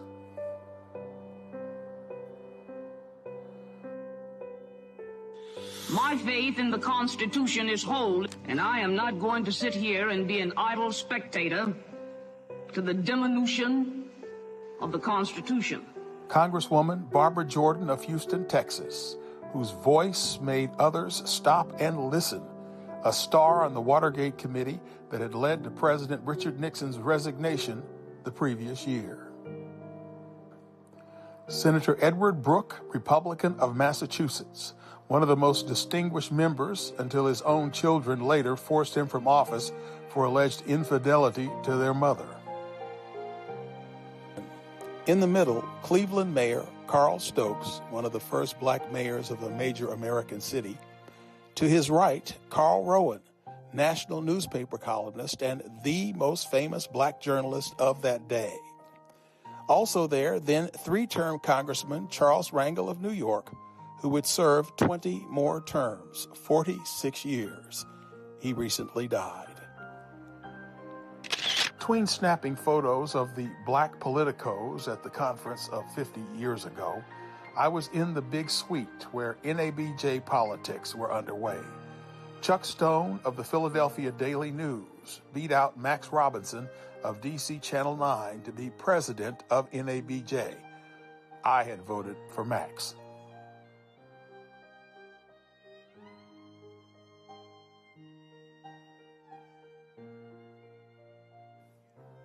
And as for NABJ regions, they pulled out a map of the Department of HEW, Health, Education, and Welfare, and pretty much made those regions NABJ's regions. And I became one of the Midwest regional directors, and proud to say, we were the first to organize a regional convention, December 1976, at the Mulebach Hotel in Kansas City.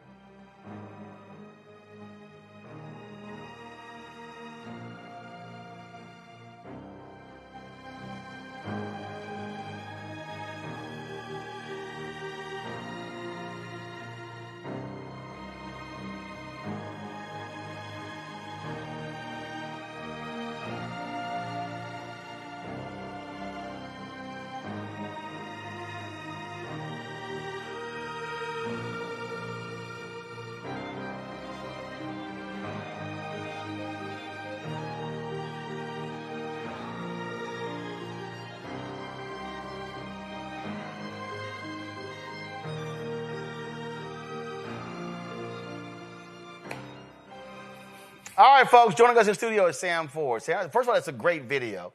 And first of all, glad to have you here. So you were 22. How the hell did you get to the meeting? Well, you know, it's quite You said you were working in Minneapolis. It's one of these things. My late wife, Gloria Murray Ford, used to call me Forrest Gump, you know. I was there, but I wasn't really involved. But the story was, and I sort of talked about it there, these Republican women wanted a documentary done on this Indian tribe in Wisconsin. I was a young reporter, just started at this television station, and I guess probably expendable. So the head of the station, who I guess was involved in Republican politics, called me in, says, will you do this documentary for these ladies? And I said, sure. So me and a cameraman went over to Wisconsin, did the documentary. Afterward, the women watched it. They liked it. And the next day he called me in and says, well, they were very happy with that. How would you like to go to Washington tomorrow? I was like, yeah, sure. And so for the first time I ever flew first class, might have been the last. They flew me here to Washington with a couple of black Republicans. Now, I don't know if I was here as a, let's say, to enjoy the meeting or as a spy, because afterward he asked me about these two Republicans. Nevertheless, we got here. We saw all these people I'd seen on television. You know, I grew up in the Midwest. Right. Small town for the most part, so I didn't know about all this stuff. And I get to see Jesse Jackson and Coretta King, and I had my Minolta, and so I was because there was a meeting here. It was the third conference of black elected officials. It was here in Washington. So as I said, it was just an example of, you know, something great that I could go to learn more about black folks. But you know, it's interesting. The two black Republicans were at that same conference? Oh yeah, they were there. So they were there to watch the conference. So people came from all over the country. It was a one-day event, just one-day event. And a lot of the black journalists came there from different places, and I knew none of them, nobody. Right. But they got together and said, you know, go to room such and such. You know, we're starting an organization. And so I went to this room. So here you are, 22 years old, D.C., you like, all right, I'm going to go to the room. That's right. And you go to the room, and there are all these journalists. And, you know, I'm, you know, sort of awestruck because I had spent my summers here in Washington because my sister lived here.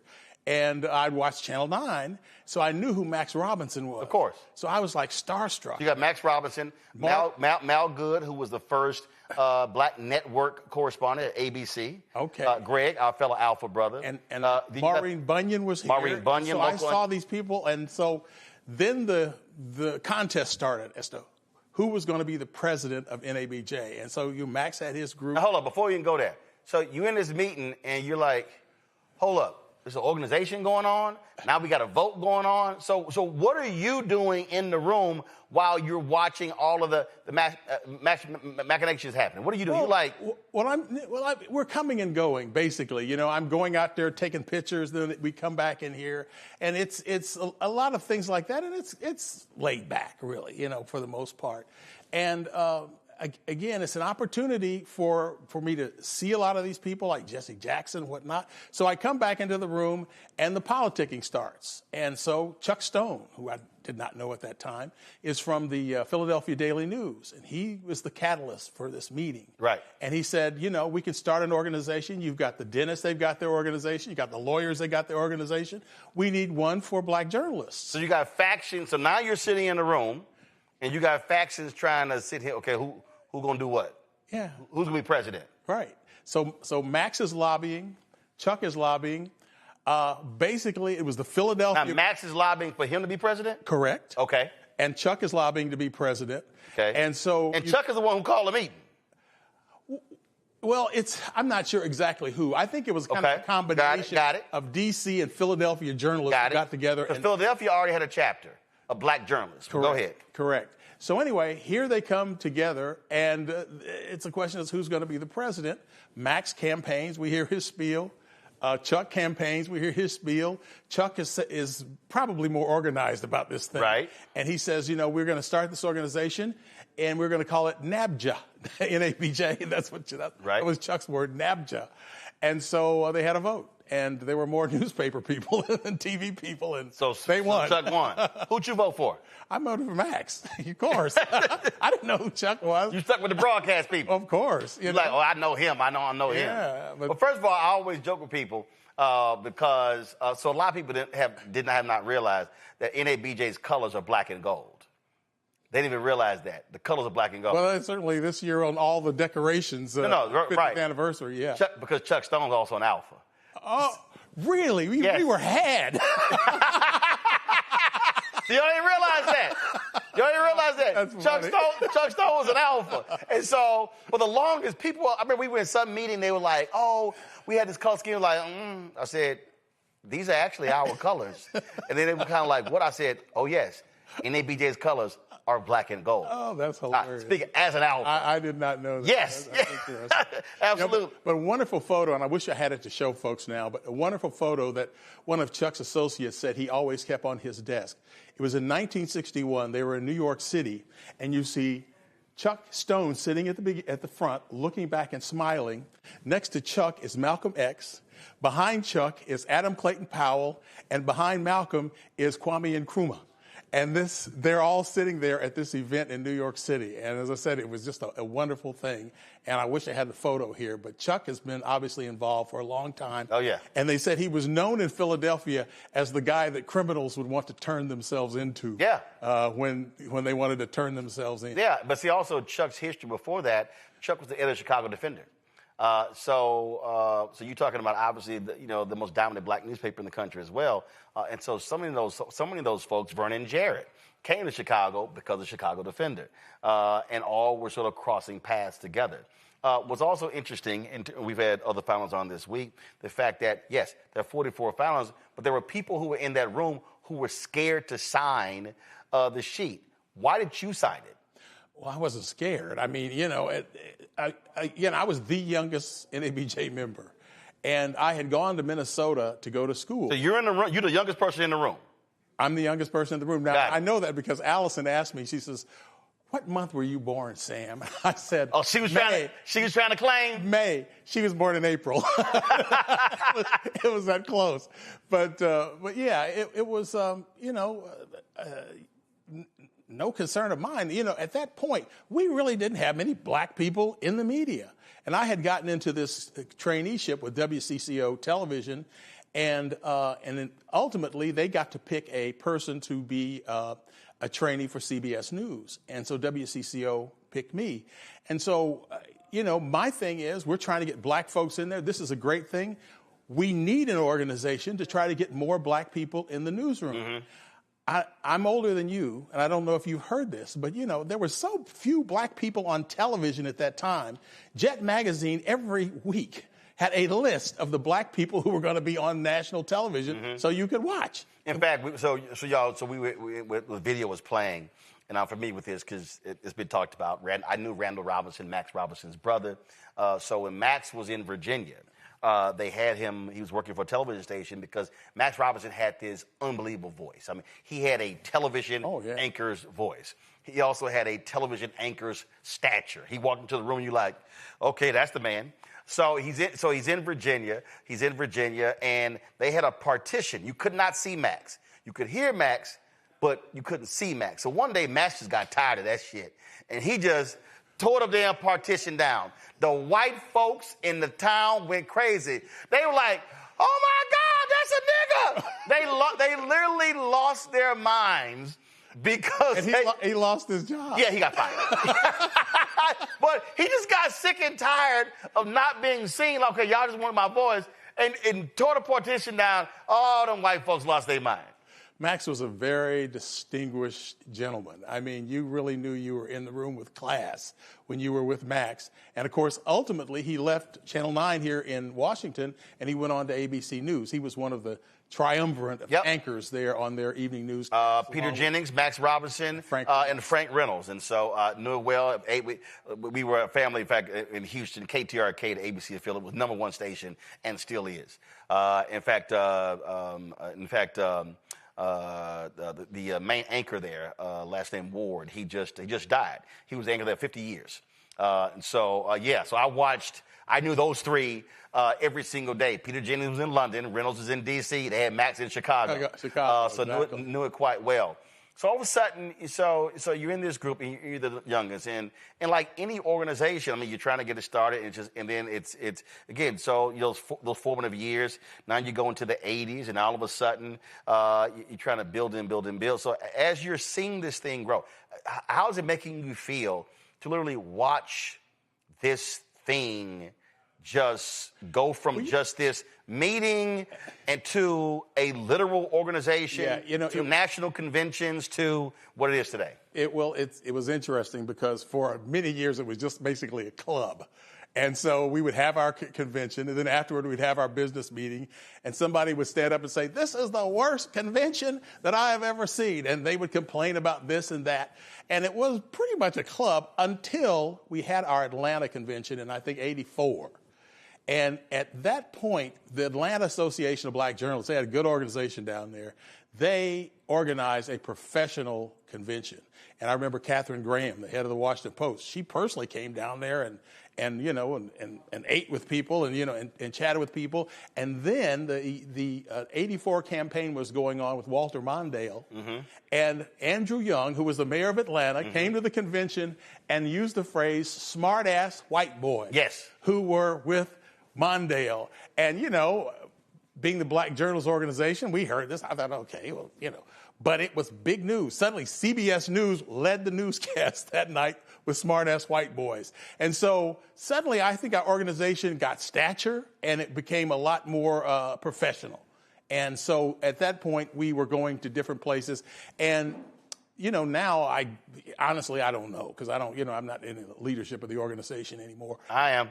Well, that's right. I'm on the board. Congratulations. Yes. That's right. I'm back. That's right. Fourth time. So what do you want us to do? Well, no. I was just saying that what has happened is that the organization is much more professional. Yep. Doesn't really matter where we meet. The organization is well run, and it's been that way for many years now. But at the beginning, as I said, we were more of a club. Well, before I go to my panel with questions, I know Reese had to go. The thing though is that, and this is so I sort of sit in this unique position because this is the fourth time on the board. So I was the national student rep in 1989, and so that was a New York convention. So NABJ is only 14 years old at that time, and so here I come in, and the thing for me, what was interesting is so crazy now. NABJ couldn't stand students. Like, students didn't do jack. There were damn near no workshops. There were no awards. In fact, this was crazy. We at the Apollo Theater, they announced, first of all, the student election wasn't even on the agenda. It was like, oh, it's a student election? So I had to literally force them to actually do that. Then, when they announced the new board, they don't even mention me. Like, I'm sitting in the Apollo Theater like, oh, so we're just going to bring up the whole board? Then it gets it worse. So then we get back, they send the letterhead of NABJ out. I'm not on the letterhead. Now, the problem is, so everybody thinks I was the first. I wasn't the first. There was a woman who was before me. She never showed up. For the longest I knew her name, I can't remember her name. So she was actually the first. I don't know what the hell. She literally I've never met her. She never showed up. And so they were just like, he gonna be the same. Nah, that wasn't the case. I made them destroy all of the new letterhead unless they put my name on it. And I said, and if you don't, I'm gonna get a pen and write my damn name on every sheet of paper. They were like, damn, we gotta order some new letterhead. So when you talk about how the organization has grown, what I want us to get back to is what I call, and King talked about in his book, Chaos of Community, Where Do We Go From Here, when he called it the Negro Press, to be substantive and militant. I don't see militant as a bad word. I believe we have an obligation, just like when Trump was there. I was extremely vocal about not letting that man come to our convention and lie to our face. And my whole deal is, I believe in challenging elected officials? Absolutely. But I said, but you don't let somebody come in your house and disrespect to you and lie, and then you just go, well, I'm just go ahead and let it. Well, we disagree on that, quite honestly. But one of your producers brought this up. This was the Chicago convention. This was when Trump came. I'm looking at this paper. Then I look and realize that's me. See? Right here. See? So we're job you because he was lying. He was lying, but he always lies. No. But here's my whole point. The problem, because what happened was the night before I was on MSNBC, Jason Johnson was hosting, and this is what I said. I said, Jason, tell you right now, if Trump lies and nobody on the panel correct him, you're going to hear me correcting him. So what happens is, so he comes in, he immediately starts lying, and I'm on the front row going, that's a lie. Like, literally, he is not far from me. So Drew Barry, who was our executive director then, he was like, Roland, pipe down, because they're going to throw you out. I said, who the hell is they? I turned to Drew, I said, this our shit. I said, he goes, security. I said, who's security? I said, Drew, who is going to throw a member out of the members' convention Because of him. I said, try that shit. So there's a point there, you actually roll back the video. He's like, oh, this guy must be one of Kamala's people. Because I was like, he lying. And my whole deal is, because I'm just a firm believer, I believe media. I don't mean just NBJ. I believe when you're so nice and the person's lying in front of you, somebody got to say, that's a lie. What you just said is not true. And I just think sometimes we are too nice that we don't want to tell somebody, I'm sorry, what you just said is not true. Well, I mean, the biggest one was when he said that Kamala Harris only recently discovered that she was black.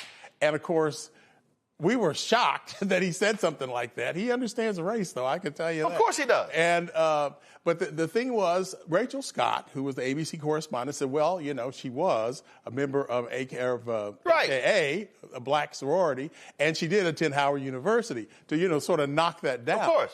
But the things he said was amazing. But I disagree with you. I think if the president of the United States, or who might be the president of the United States, wants to come and speak to us and tell lies, I think we're an organization, we're a journalist organization. Right, but what I'm saying is, we'll have them there. First, my objection was, first of all, and I told our then president this, first, because when I got word, I was, one, offended there was not a black male journalist on that panel. That's Good one. point. Yeah. Two, and I literally told Ken Lemon that. Two, I was offended that we were in Chicago and there was not a member of the black press on that panel.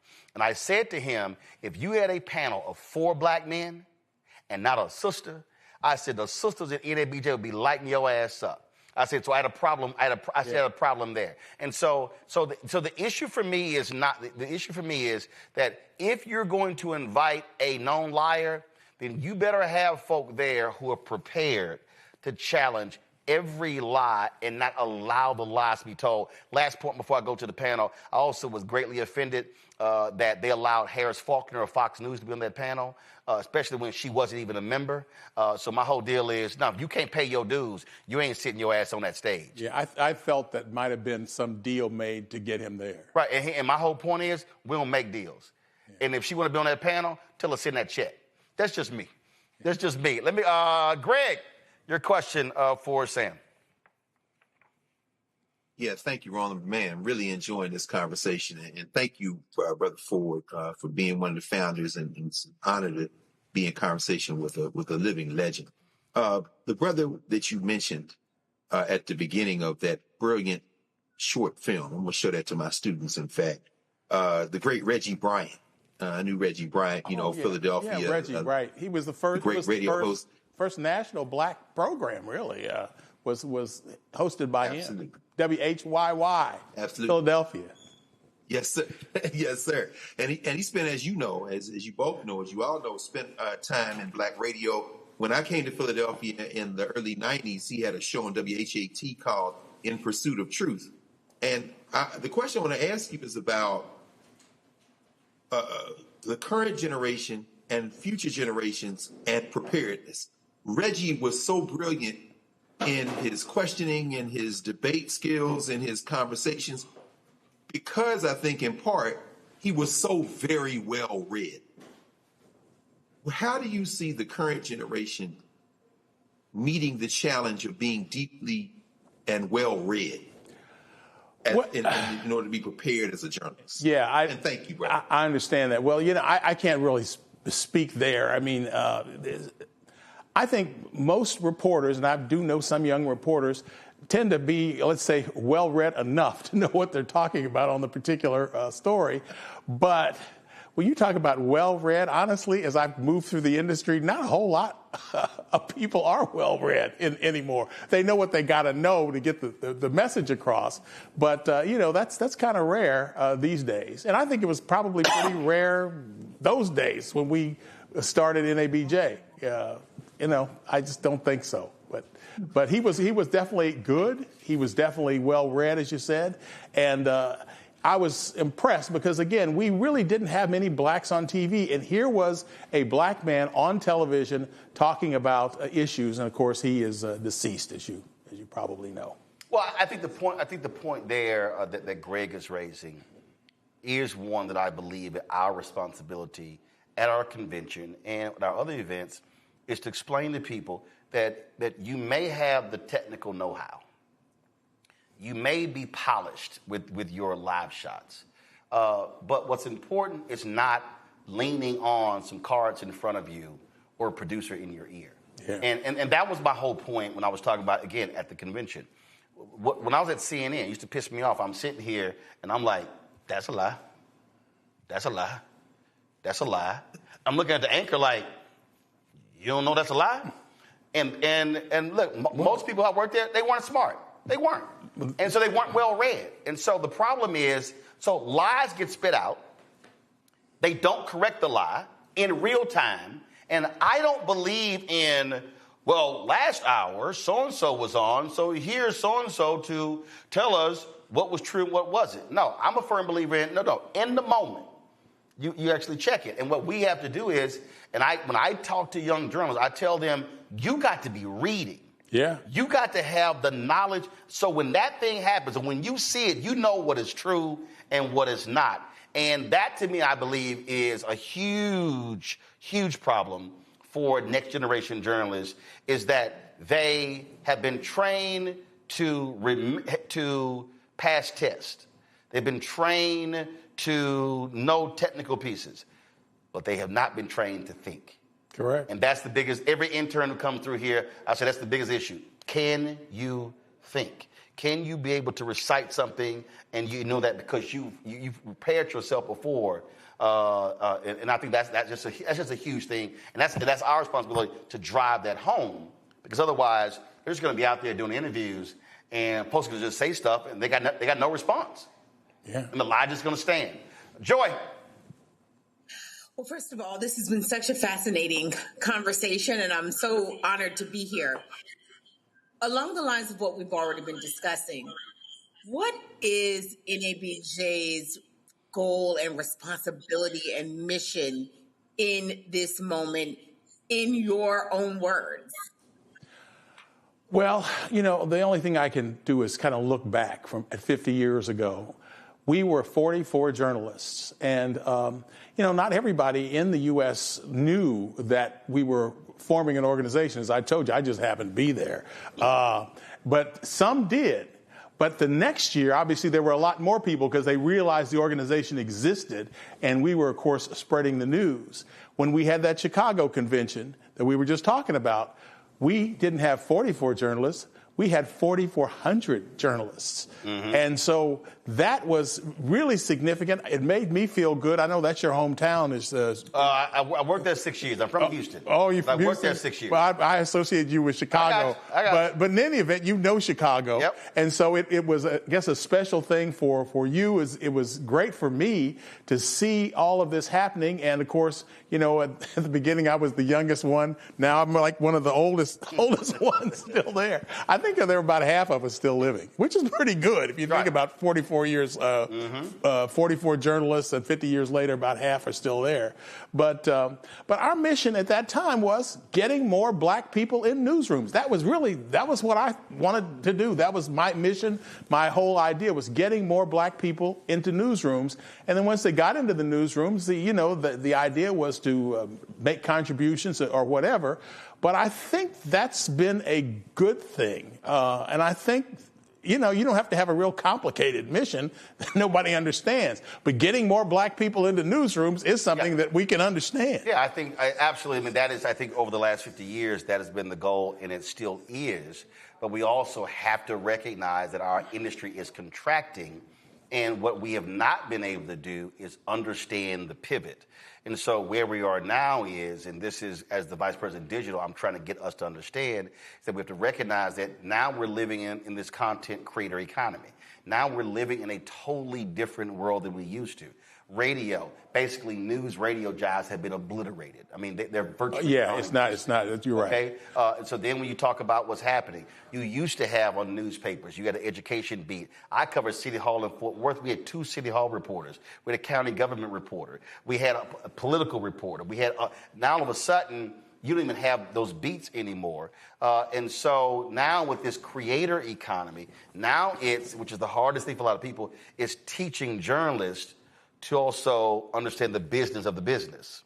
Because in this creator economy, now you got to do that. So, yes. But again, there's something like digital. We didn't have digital back then. Right. We do now. So there have been some trade-offs. Well, and actually what was interesting is that when you talk about even with digital, it was so amazing. The Bingham family in Kentucky, the Louisville Courier-Journal, they're really the first ones to have an online newspaper. That was actually in the early 80s. And then all of a sudden, because I remember when I went to the Fort Worth Star-Telegram and with this thing called Star Text, and I was kind of like, what y'all doing? Nobody else in the news would even talk to him. I was like, nah, what y'all doing? And so I'm sitting there talking to them. So I was one of the first to even download the damn thing, and I immediately saw what this could be.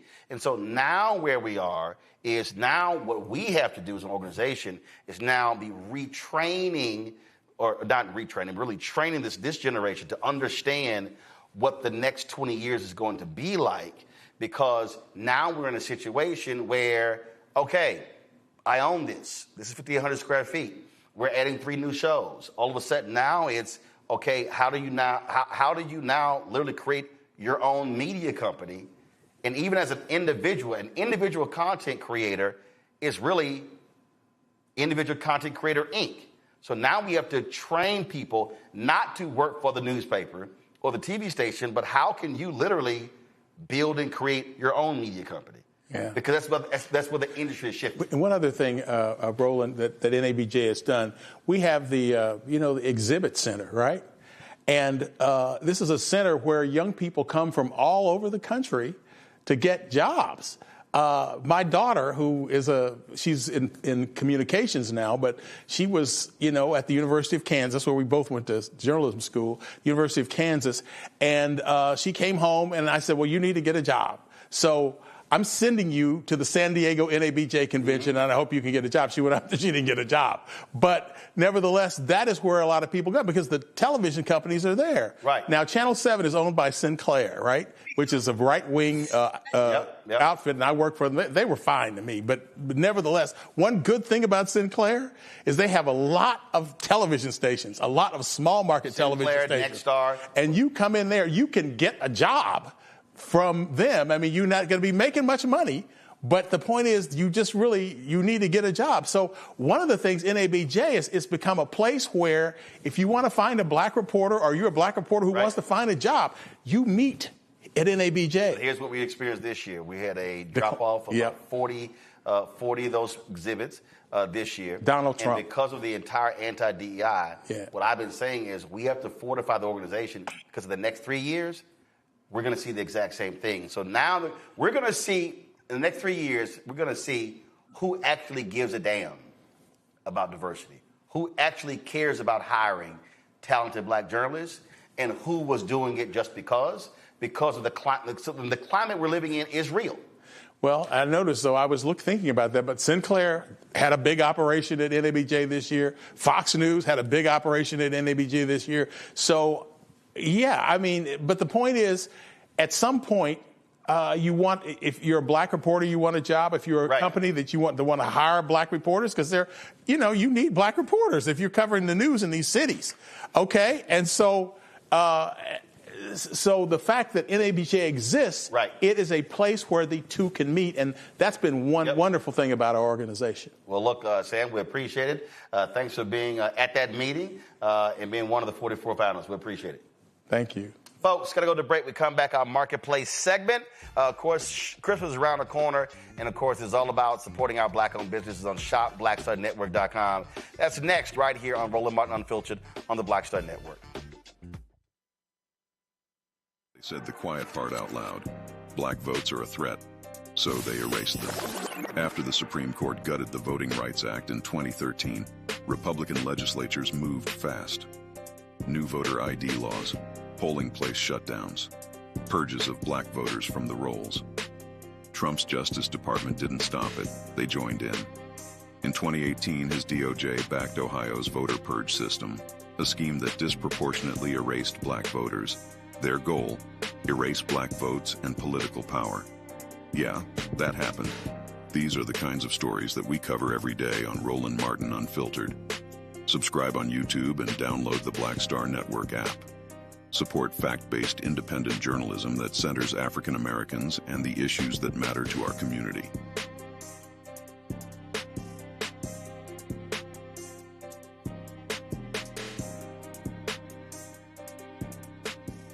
If in this country right now, you have people get up in the morning And the only thing they can think about is how many people they can hurt, and they got the power. That's the time for mourning. For better or worse, what makes America special, it's that legal system that's supposed to protect minorities from the tyranny of the majority.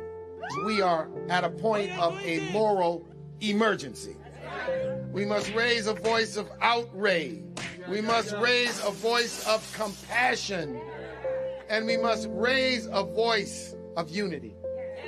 We are not in a crisis of party versus party. We are in a crisis of civilization, a human rights crisis, and a crisis of democracy itself.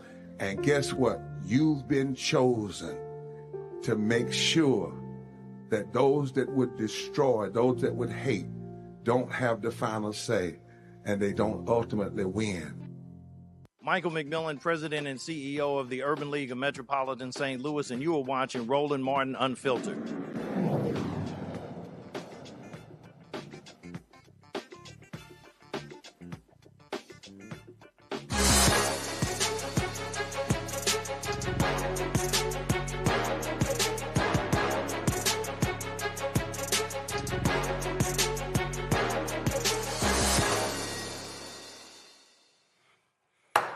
Folks, so Christmas is next week, and of course, we've got all of our Shop Black Star Network products.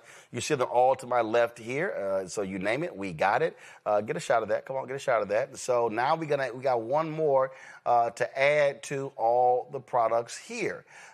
We've had other folks on talking about skincare and talking about all the different things along those lines. But when it comes to men, most of these folks we've had on have been talking about skincare and hair for women as opposed to men. Well, joining me right now is the owner and founder, Miguel Martinez. That's right, Smooth Redefining Self-Care. You look at, we've got the products right here, and it's called That Smooth. And so, Miguel, glad to have you here. So take me through here. All right, so you've got, again, when you look at this business, it's a massive business targeting women. But in the last 10 years or so, we've seen an increasing number of companies focus on skincare and products for men. You got me? Yeah.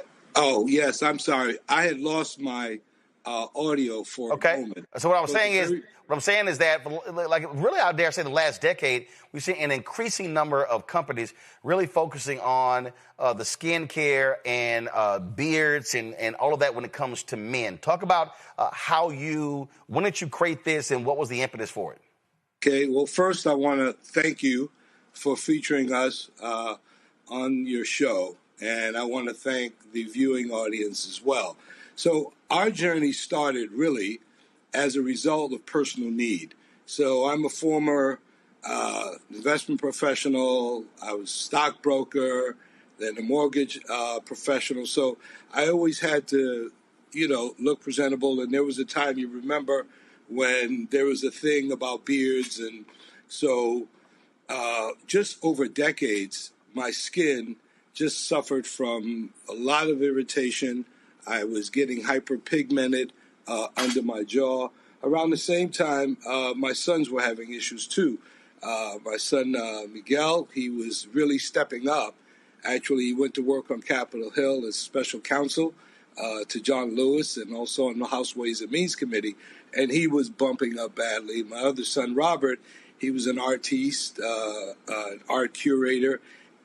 He produced music. In fact, Snoop Dogg's latest track, they're actually using, or his latest song, they're actually using his track, Raphael. So he had issues with his beard, skin flaking, and the like. So I just decided, you know what, I'm going to do something about it, but with one caveat, because we have a strong oral history in our family. And my mother was the first one who we know of who contracted cancer. And so now we know that if you're living next to, smokestacks and you're drinking contaminated water, certainly, that's where we saw, cancer rates high. Well, that was not the case for us. And so I began to study and realized that there's this thing called acute poisoning. And I started to look at the ingredients that were in our products, things like phthalates, which actually affect your genitalia, your reproductive capacity, parabens, which cause male breasts to grow, causes erectile dysfunction, artificial fragrances. So, for example, if I put fragrance or I put parfum, I can legally put up to 300 chemicals in there to enhance the aroma. So I went with essential oils. But the point was, I wanted to create something that was effective in the way that it would not only improve the appearance and condition of my skin, but would allow me to shave and my son to shave without razor bumps, irritation. So, for example, like one of our products, our shaving cream mask, is literally infused with Dead Sea mud, which removes impurities, rebalances the pH. It's basically a mask. Keeps your pores tight. Baobab oil actually rebuilds the skin from the inside out. And argan oil, which is a super penetrator, and safflower oleosomes to retain the moisture. So after a period of time, people started to notice the difference, and they started to ask me for it. So my wife challenged me. She said, there are millions of guys like you and the boys in America, so you should look at it. And so I did the math, and I realized that just in men's grooming, that men of color comprise about 30% of that market. That market right now, that number right now is right at about 5 billion, with 1 to 1.5 billion leaning toward luxury products. And so I always bought luxury. I'm a healthy guy, I had a professional background. So I wanted to create something that was a luxury product for us, but that was built around multi-purpose ingredients that provides multiple benefits per product, as opposed to the competition is usually one product, one benefit. We're one product, 3 benefits.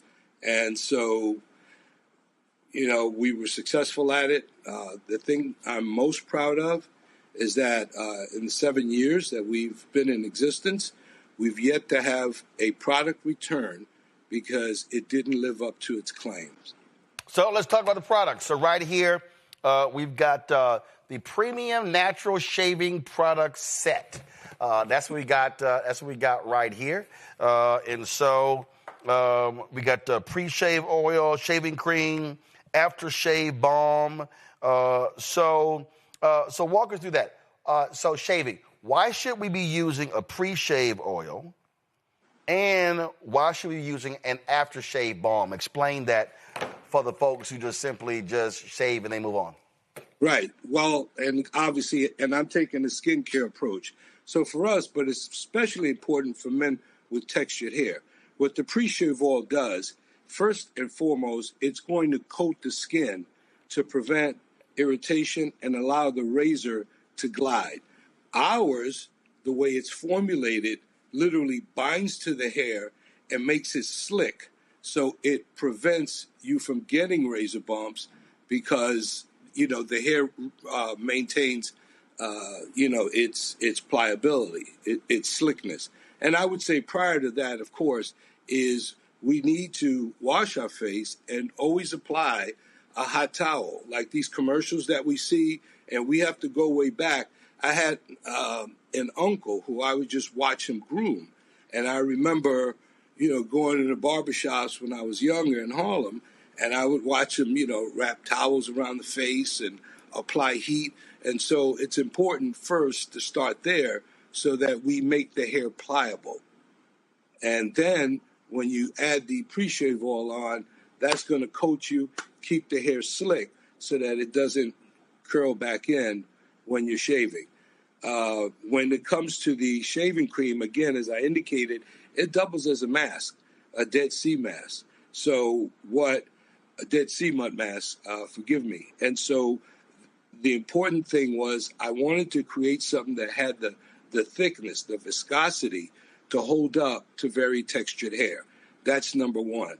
All these products that I was using for decades, the reason why I was suffering from tremendous irritation was because they didn't hold up, bottom line. So I needed something to literally hold up to prevent, again, irritation, and most importantly, to keep my hair in line so that it would prevent me getting razor bumps.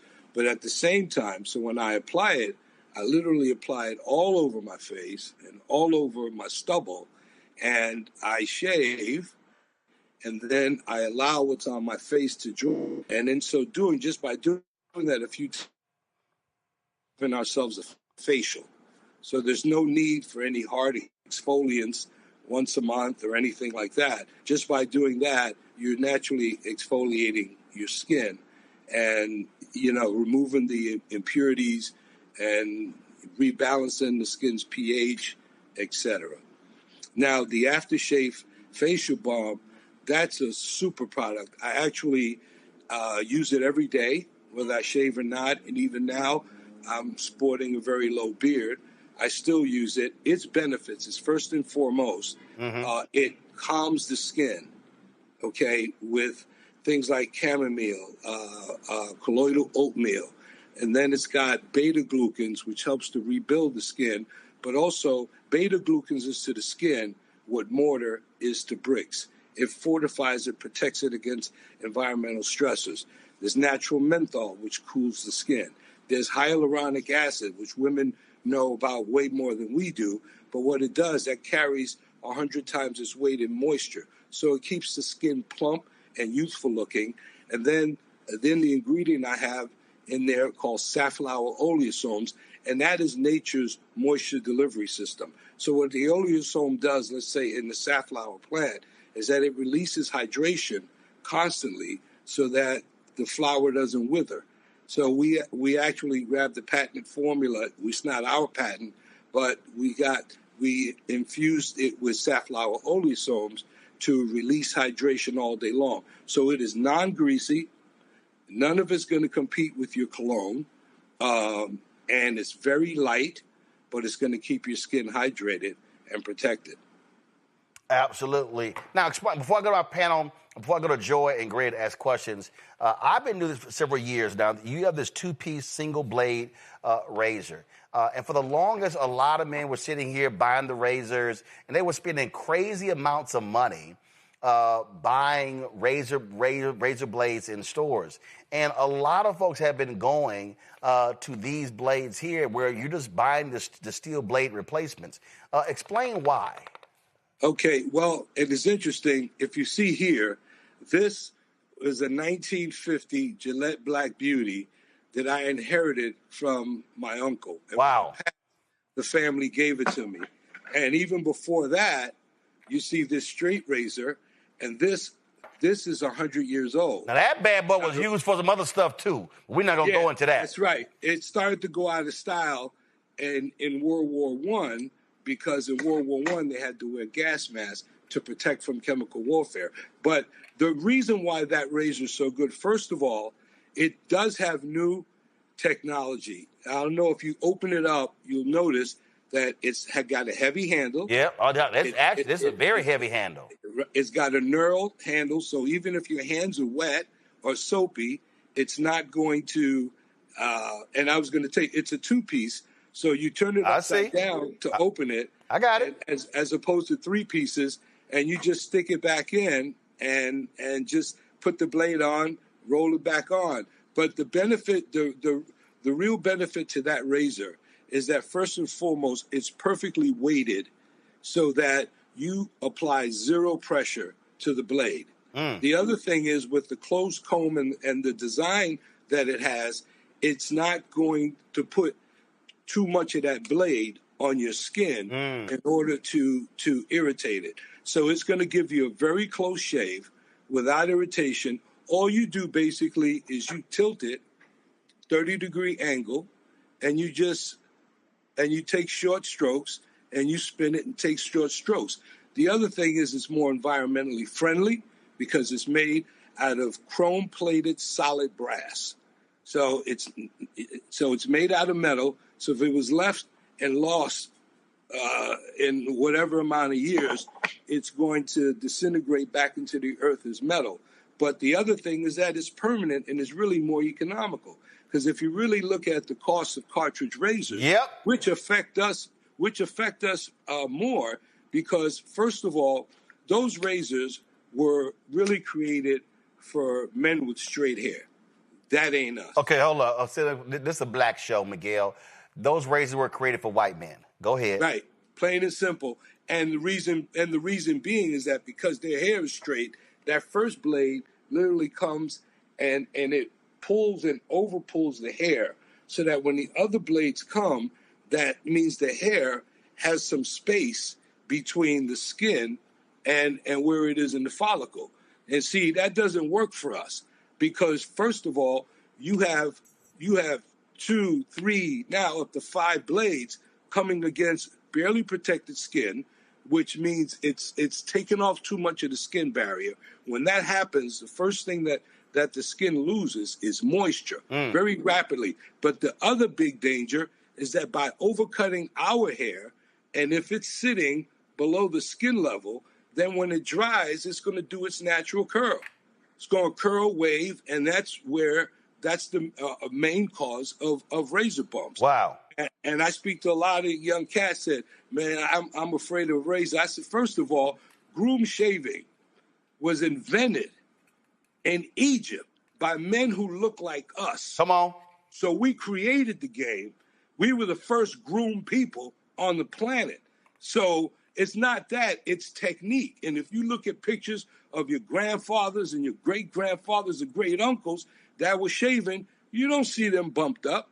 It's the method of shaving and having more than one blade. Also, if you go to any premium barber who shaves in the world, why aren't they using double multi-blades? Yep. They use a single blade because it gives them precision.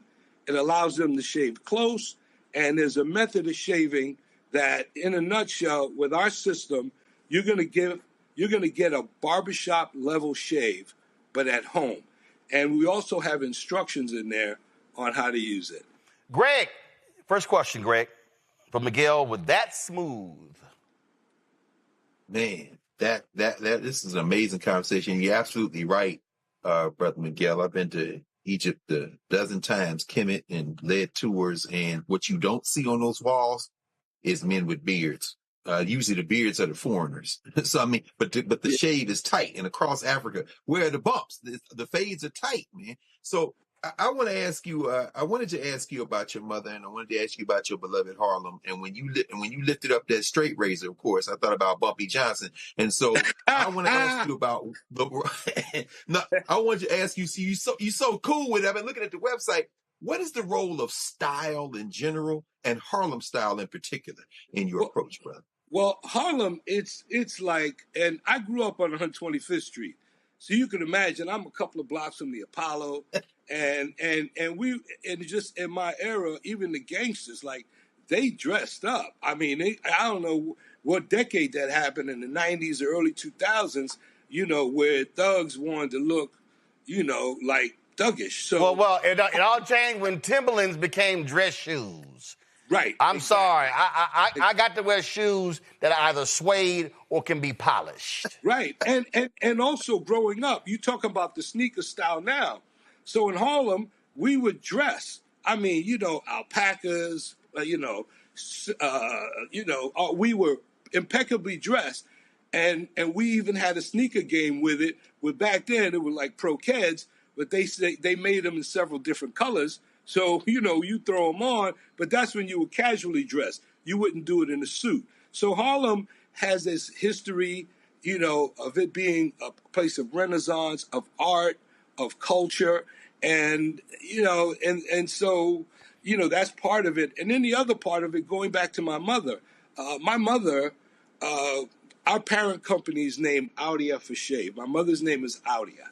Okay. And, she's Black Puerto Rican. My father's Afro-Cuban. And so she just always wanted us impeccably dressed. In fact, I saw pictures and when I went into my professional life and when I was looking at, having to dress the part, I was like, man, like, mommy had me dressing this way when I was 5 years old.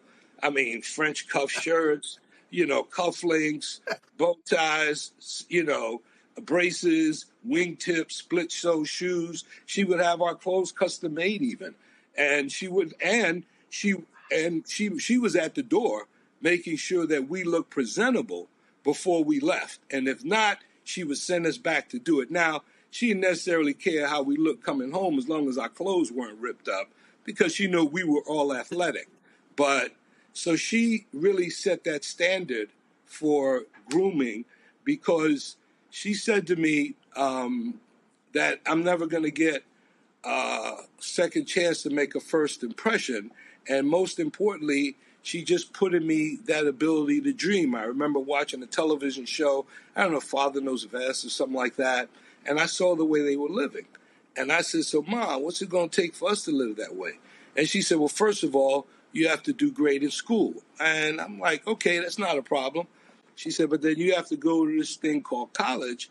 And I said, okay, is that another school? She said, yeah, but that's a school that you have to pay a lot of money for. And unfortunately, I won't be able to pay for it. But she said to me that there is nothing that's ever been done by any human being on this planet, and she's a Christian, short of Jesus Christ, that not accomplish it. So as long as you set your heart and your mind and you keep committed to it, then God will show you a way. And so, and he'll get you, to college. And that's how I wound up at first, the basketball scholarship in Texas, but then I transferred to Howard University. Well, it's so funny. And carries me to this day. It's so funny. Before I go to Joy, when I look at this brush, all I can think about, my dad had like a coffee mug, and then exactly. And you know how you would sew the soap, the hand soap, and then it'd be like that little piece left. They would simply crush that up, take that brush, put some Greg laughing up. Put that brush in there. Put that brush in there, and that was the shaving cream. So Miguel, I understand, because my dad used to get clean and dressed up to go grocery shop. I'm like, exactly. He just going to the grocery store. And even if you had blue collar parents, which most of us did, the men in my family, they came home, they showered, they got dressed. Right. Even if it was to be at home. Or just to go outside. He would shake it, clean up, get dressed to go grocery shopping. I was like, where he going? Oh, he come back with some grocery bags.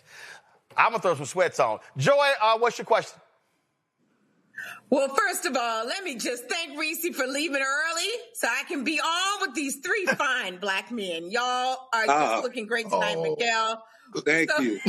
Miguel, woo! Listen, let me ask you, what are you doing, to get in some stores so that we can, the more we ain't getting no stores. Products. No, Joy, they going to the website. We buying direct. All right, we'll go black. to the website. That's fine. We buying direct go to the black. Website.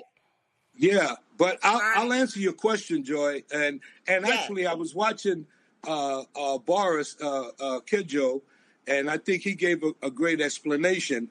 What it is, we have been in retail. We launched in Whole Foods stores. Okay, and then when Amazon purchased them, they went from, if you know, Whole Foods mantra was local first. So we started in one store in Harlem, spread around the region. Amazon comes, purchases them, and they go national first. On top of that, they didn't want to give us exposure on the website, and they had this marketing or merchandising deal that we had to do, which I felt that it was a loss leader. Because if no one's showing your product that has the incentive to sell it, more than likely they're not going to sell it. So we pulled out of that. We were accepted, and our products were offered at Macy's. It was online because it was during the pandemic. And we now do have product that's being sold in bulk department stores from Maryland through Texas. But we're not renewing those relationships. And the main reason why is, and this is what our people really, really have to get, and that is when I'm dealing with a retailer, okay, first of all, since the pandemic, nobody's afraid to press a button. You're going to get what you order. Yep. Number two, the deal with a retailer is this. We are sending our customers to the retailer, and then the retailer maintains the first-person relationship with our customer. So even if I'm stocking a retailer, okay, and let's just do the math. You give up 50 cents on the dollar just to establish the relationship. There you go. You have to come up with additional capital in order to put end-of-aisle displays on, to put visual collateral up. All that comes out of our pocket. And then third, they want us to spend tens of thousands of dollars to market to you to send them to their store. And I will never have more than a second-person relationship. Right. So you're going to take it off the shelf, but the reality of it is I have no way of communicating with you. We don't have a one-on-one relationship. Right. So you actually can't collect data.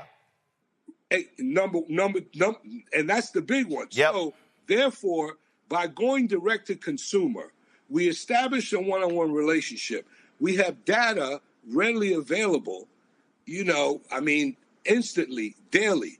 And the other thing is, when we now have the pricing flexibility that we lost with the major retailer, so that we can offer special pricing and other things. We can run specials when we want and things of that nature. And then the biggest thing, and Roland, you're big on this, and this is why I'm such a fan. You see, black people have to understand that there's a difference between income and wealth. And let's go there for a second. Black and brown people earn $3.2 trillion in America alone.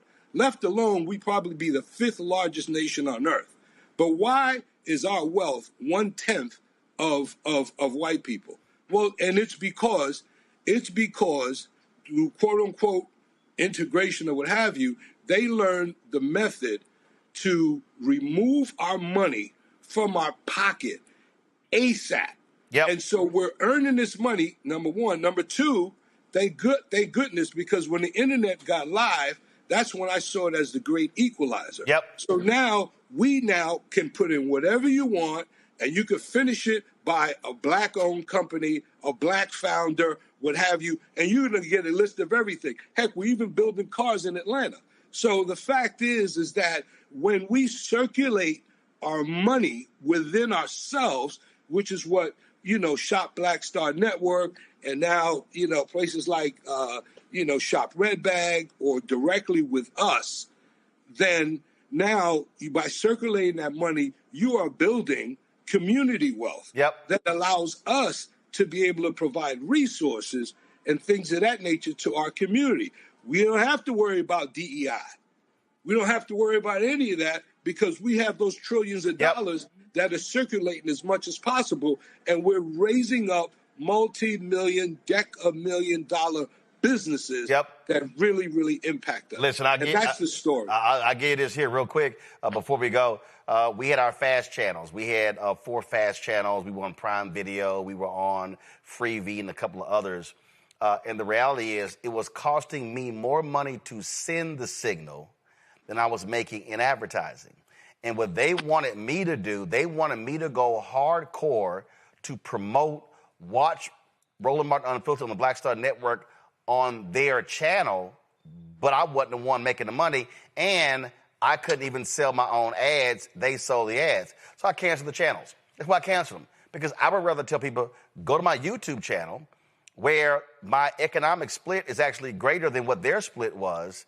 But again, what I keep telling people, Miguel, when you understand the money game, then you understand how business actually works. Folks, the product is called That Smooth. I want y'all to go to shopblackstarnetwork.com. If y'all are buying Christmas gifts, hey, this is a great gift for the men in your family. You got some teenagers, they start shaving, uncles, cousins, you name it. Again, you've got the brush, you've got the blade, you've got the pre-shave oil, you've got the aftershave balm, you've got the beard oil, you've got the exfoliating beard and facial wash, all of that. So go to shopblackstarnetwork.com. And I keep telling y'all, when you buy from shopblackstarnetwork.com, not only are you supporting the black business with the product, you're also supporting this show because we also participate economically. And so you're actually helping build multiple black businesses.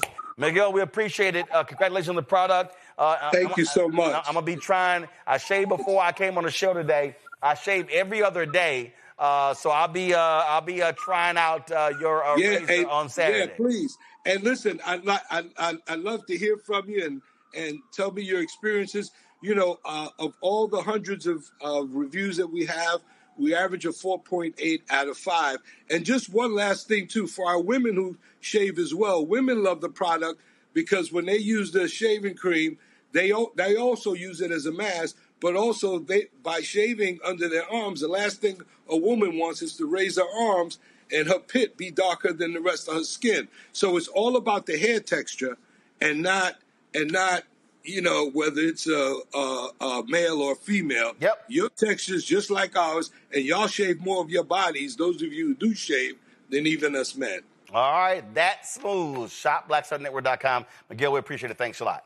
Thank you. It's my honor and a pleasure. Thank you very much. Let me thank Joy for being on today's panel. Let me thank Greg. I'm not going to see y'all before Christmas. Y'all have absolutely Merry Christmas, Happy Kwanzaa, anything, what was it, Hanukkah? What else we got? All the holidays mixed in. So whatever y'all celebrating, do all that. Y'all enjoy yourselves. I appreciate it. I will see y'all. I just bought a shaving kit. There you go. That's all. That's what from ShopBlackStarNetwork.com. That's what I sure did. That's what I'm saying. So we appreciate that. So thanks a bunch, folks. Y'all have a fantastic holiday. I'll see y'all, of course, after the new year. To everybody who's watching the show, thank you so very much. Don't forget, support what we do. I'm telling y'all, y'all have no idea. I'm telling y'all, we about to blow this shit out in 2026. Okay? Y'all, I'm not joking. Okay? We're literally launching a new daily news show. Brittany Noble's going to be hosting that show. We just hired a producer for that show. Dr. Ebony Hilton, yeah. She's going to be hosting our weekly health show. I'm going to tell y'all more about that. We got that. We completely rebuilt. If y'all pull up in the control room, pull up BlackStarNetwork.com. I hired a black-owned company out of Los Angeles, Quantasy. We completely rebuilt BlackStarNetwork.com. No, guys, pull up BlackStarNetwork.com, not Shop Blackstar. Pull up BlackStarNetwork.com. So if you pull up BlackStarNetwork.com, what you'll see is you see how we completely did that. So you're going to be seeing more stories. You're going to be seeing a lot of the interviews that we do here in written form. This is it right here. You're going to be seeing original reporting on there as well. A lot of y'all have been subscribed. Some of y'all have been getting our newsletter in your email. We're actually expanding that. We're going to be launching newsletters for multiple shows. We're building all of that. You got the 2026 election. We're going to be doing multiple town halls all across the country, hosted by me and others. I was talking to somebody today. I can't go through it. No, go back to the website, y'all. You ain't got to show me. Somebody today who I'm going to be hiring to be the editor of the website. And so when you talk about columns and other things, all of that, here's a perfect example, y'all. Happened today. Now that's the app. Now, some of y'all have been saying, what happened? The Black Star, now you can come back to me. The Black Star Network app disappeared. We're switching providers because the other one was too costly. We got a better deal and better functionality. So we're going to be rolling out our new Black Star Network app next week as well. So all of these things are happening. And I'm telling y'all, it's amazing.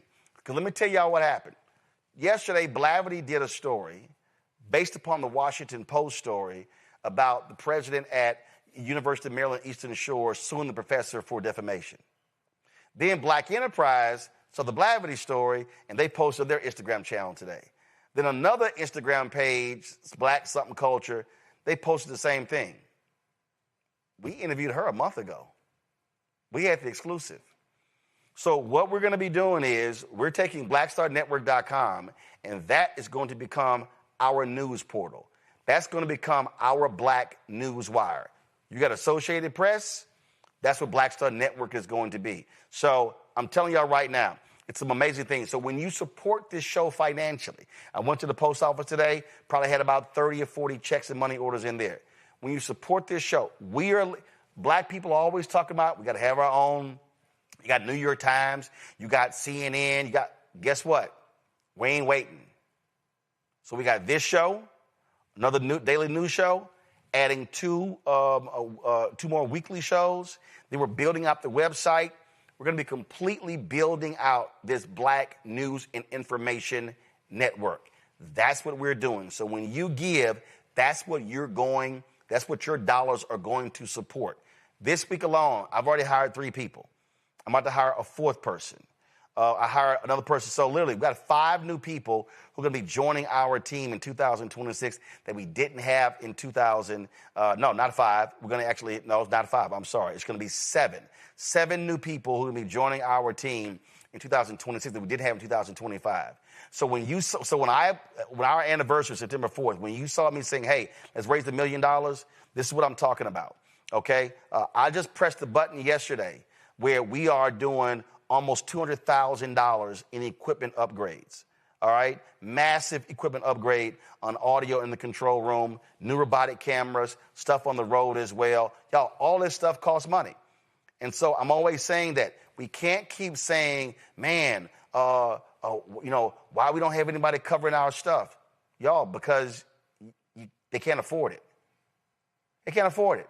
They can't afford reporters. They can't afford the equipment. We're building this. And we ain't got millionaires, billionaires who are supporting us. We don't have, matter of fact, we got one major person. I'm not going to get the person's name. The person sent us $100,000 after they saw what this appeal is because they believe in what we're doing. But we have been able to build this on $1, $5, $10, $20, $25, $50 donations. And I'm telling y'all right now, we ain't playing games. Trump is going to be there for 3 years. They're trying to defund Black America. Corporations are not spending money. Somebody has to hold them accountable, and that's going to be us. So if you want to contribute using the Cash App, use the Stripe QR code. You see it right here, bottom left-hand corner. PayPal's R. Martin Unfiltered. Venmo's RM Unfiltered. Zelle. Roland at RolandSMartin.com. Roland at RolandMartinUnfiltered.com. Checks in money order. Make it payable to Roland Martin Unfiltered, P.O. Box 57196, Washington, D.C., 20037 0196. I'll tell you once the new app goes live to download the app. And so I'll let you know that's get my book, White Fear, How the Browning of America is Making White Folks Lose Their Minds, available at bookstores nationwide. You can also get the audio version on Audible that I read. You also, of course, can get our Black Star Network, Roland Martin Unfiltered swag by going to shopblackstarnetwork.com. You want to get that shirt? Don't blame me. I voted for the black woman. We got it in a T-shirt. We got it in a hoodie. We got it in a crew neck right there on the website. We got it in black and white. So you got different colors right there as well. Then, of course, let's see here. Download the app Fanbase. Now, the investment has already ended for startengine.com/Fanbase, but we still need folks downloading the app because we need to build that app up and using that as well. And so, like I told you, it's a lot that we're doing. I was not joking around. We're putting the infrastructure in place. And I'm telling you right now, there is nobody in Black-owned media that has the infrastructure that we have here. We're sitting, y'all, we signed this year. The lease kicks in. We signed a new 8-year lease. And look, I ain't got a problem being transparent with y'all. It's going to cost us $24,000 a month where we are right now. But this is a 5,800 square foot facility. It allows for us to be able to do stuff in our kitchen, do stuff in here, the different looks, completely changing the control room, the robotic cameras. Look, it's going to happen in 2026. You're going to see us hosting a live studio audience here in our studio. You're going to see us on the road in North Carolina, Georgia, and Texas, doing town halls, talking politics. So I'm telling y'all, we're not playing around. There's a reason why we don't waste our time doing gossip. I don't give a damn about the Diddy documentary. Ain't watched it, got no interest. You know why? Because the stuff that we're dealing with is life and death that's impacting black people in a huge way. Somebody has to be focused on the news that matters, and that's what we're doing. So I appreciate it. I will see y'all tomorrow right here, Roland Martin Unfiltered on the Black Star Network.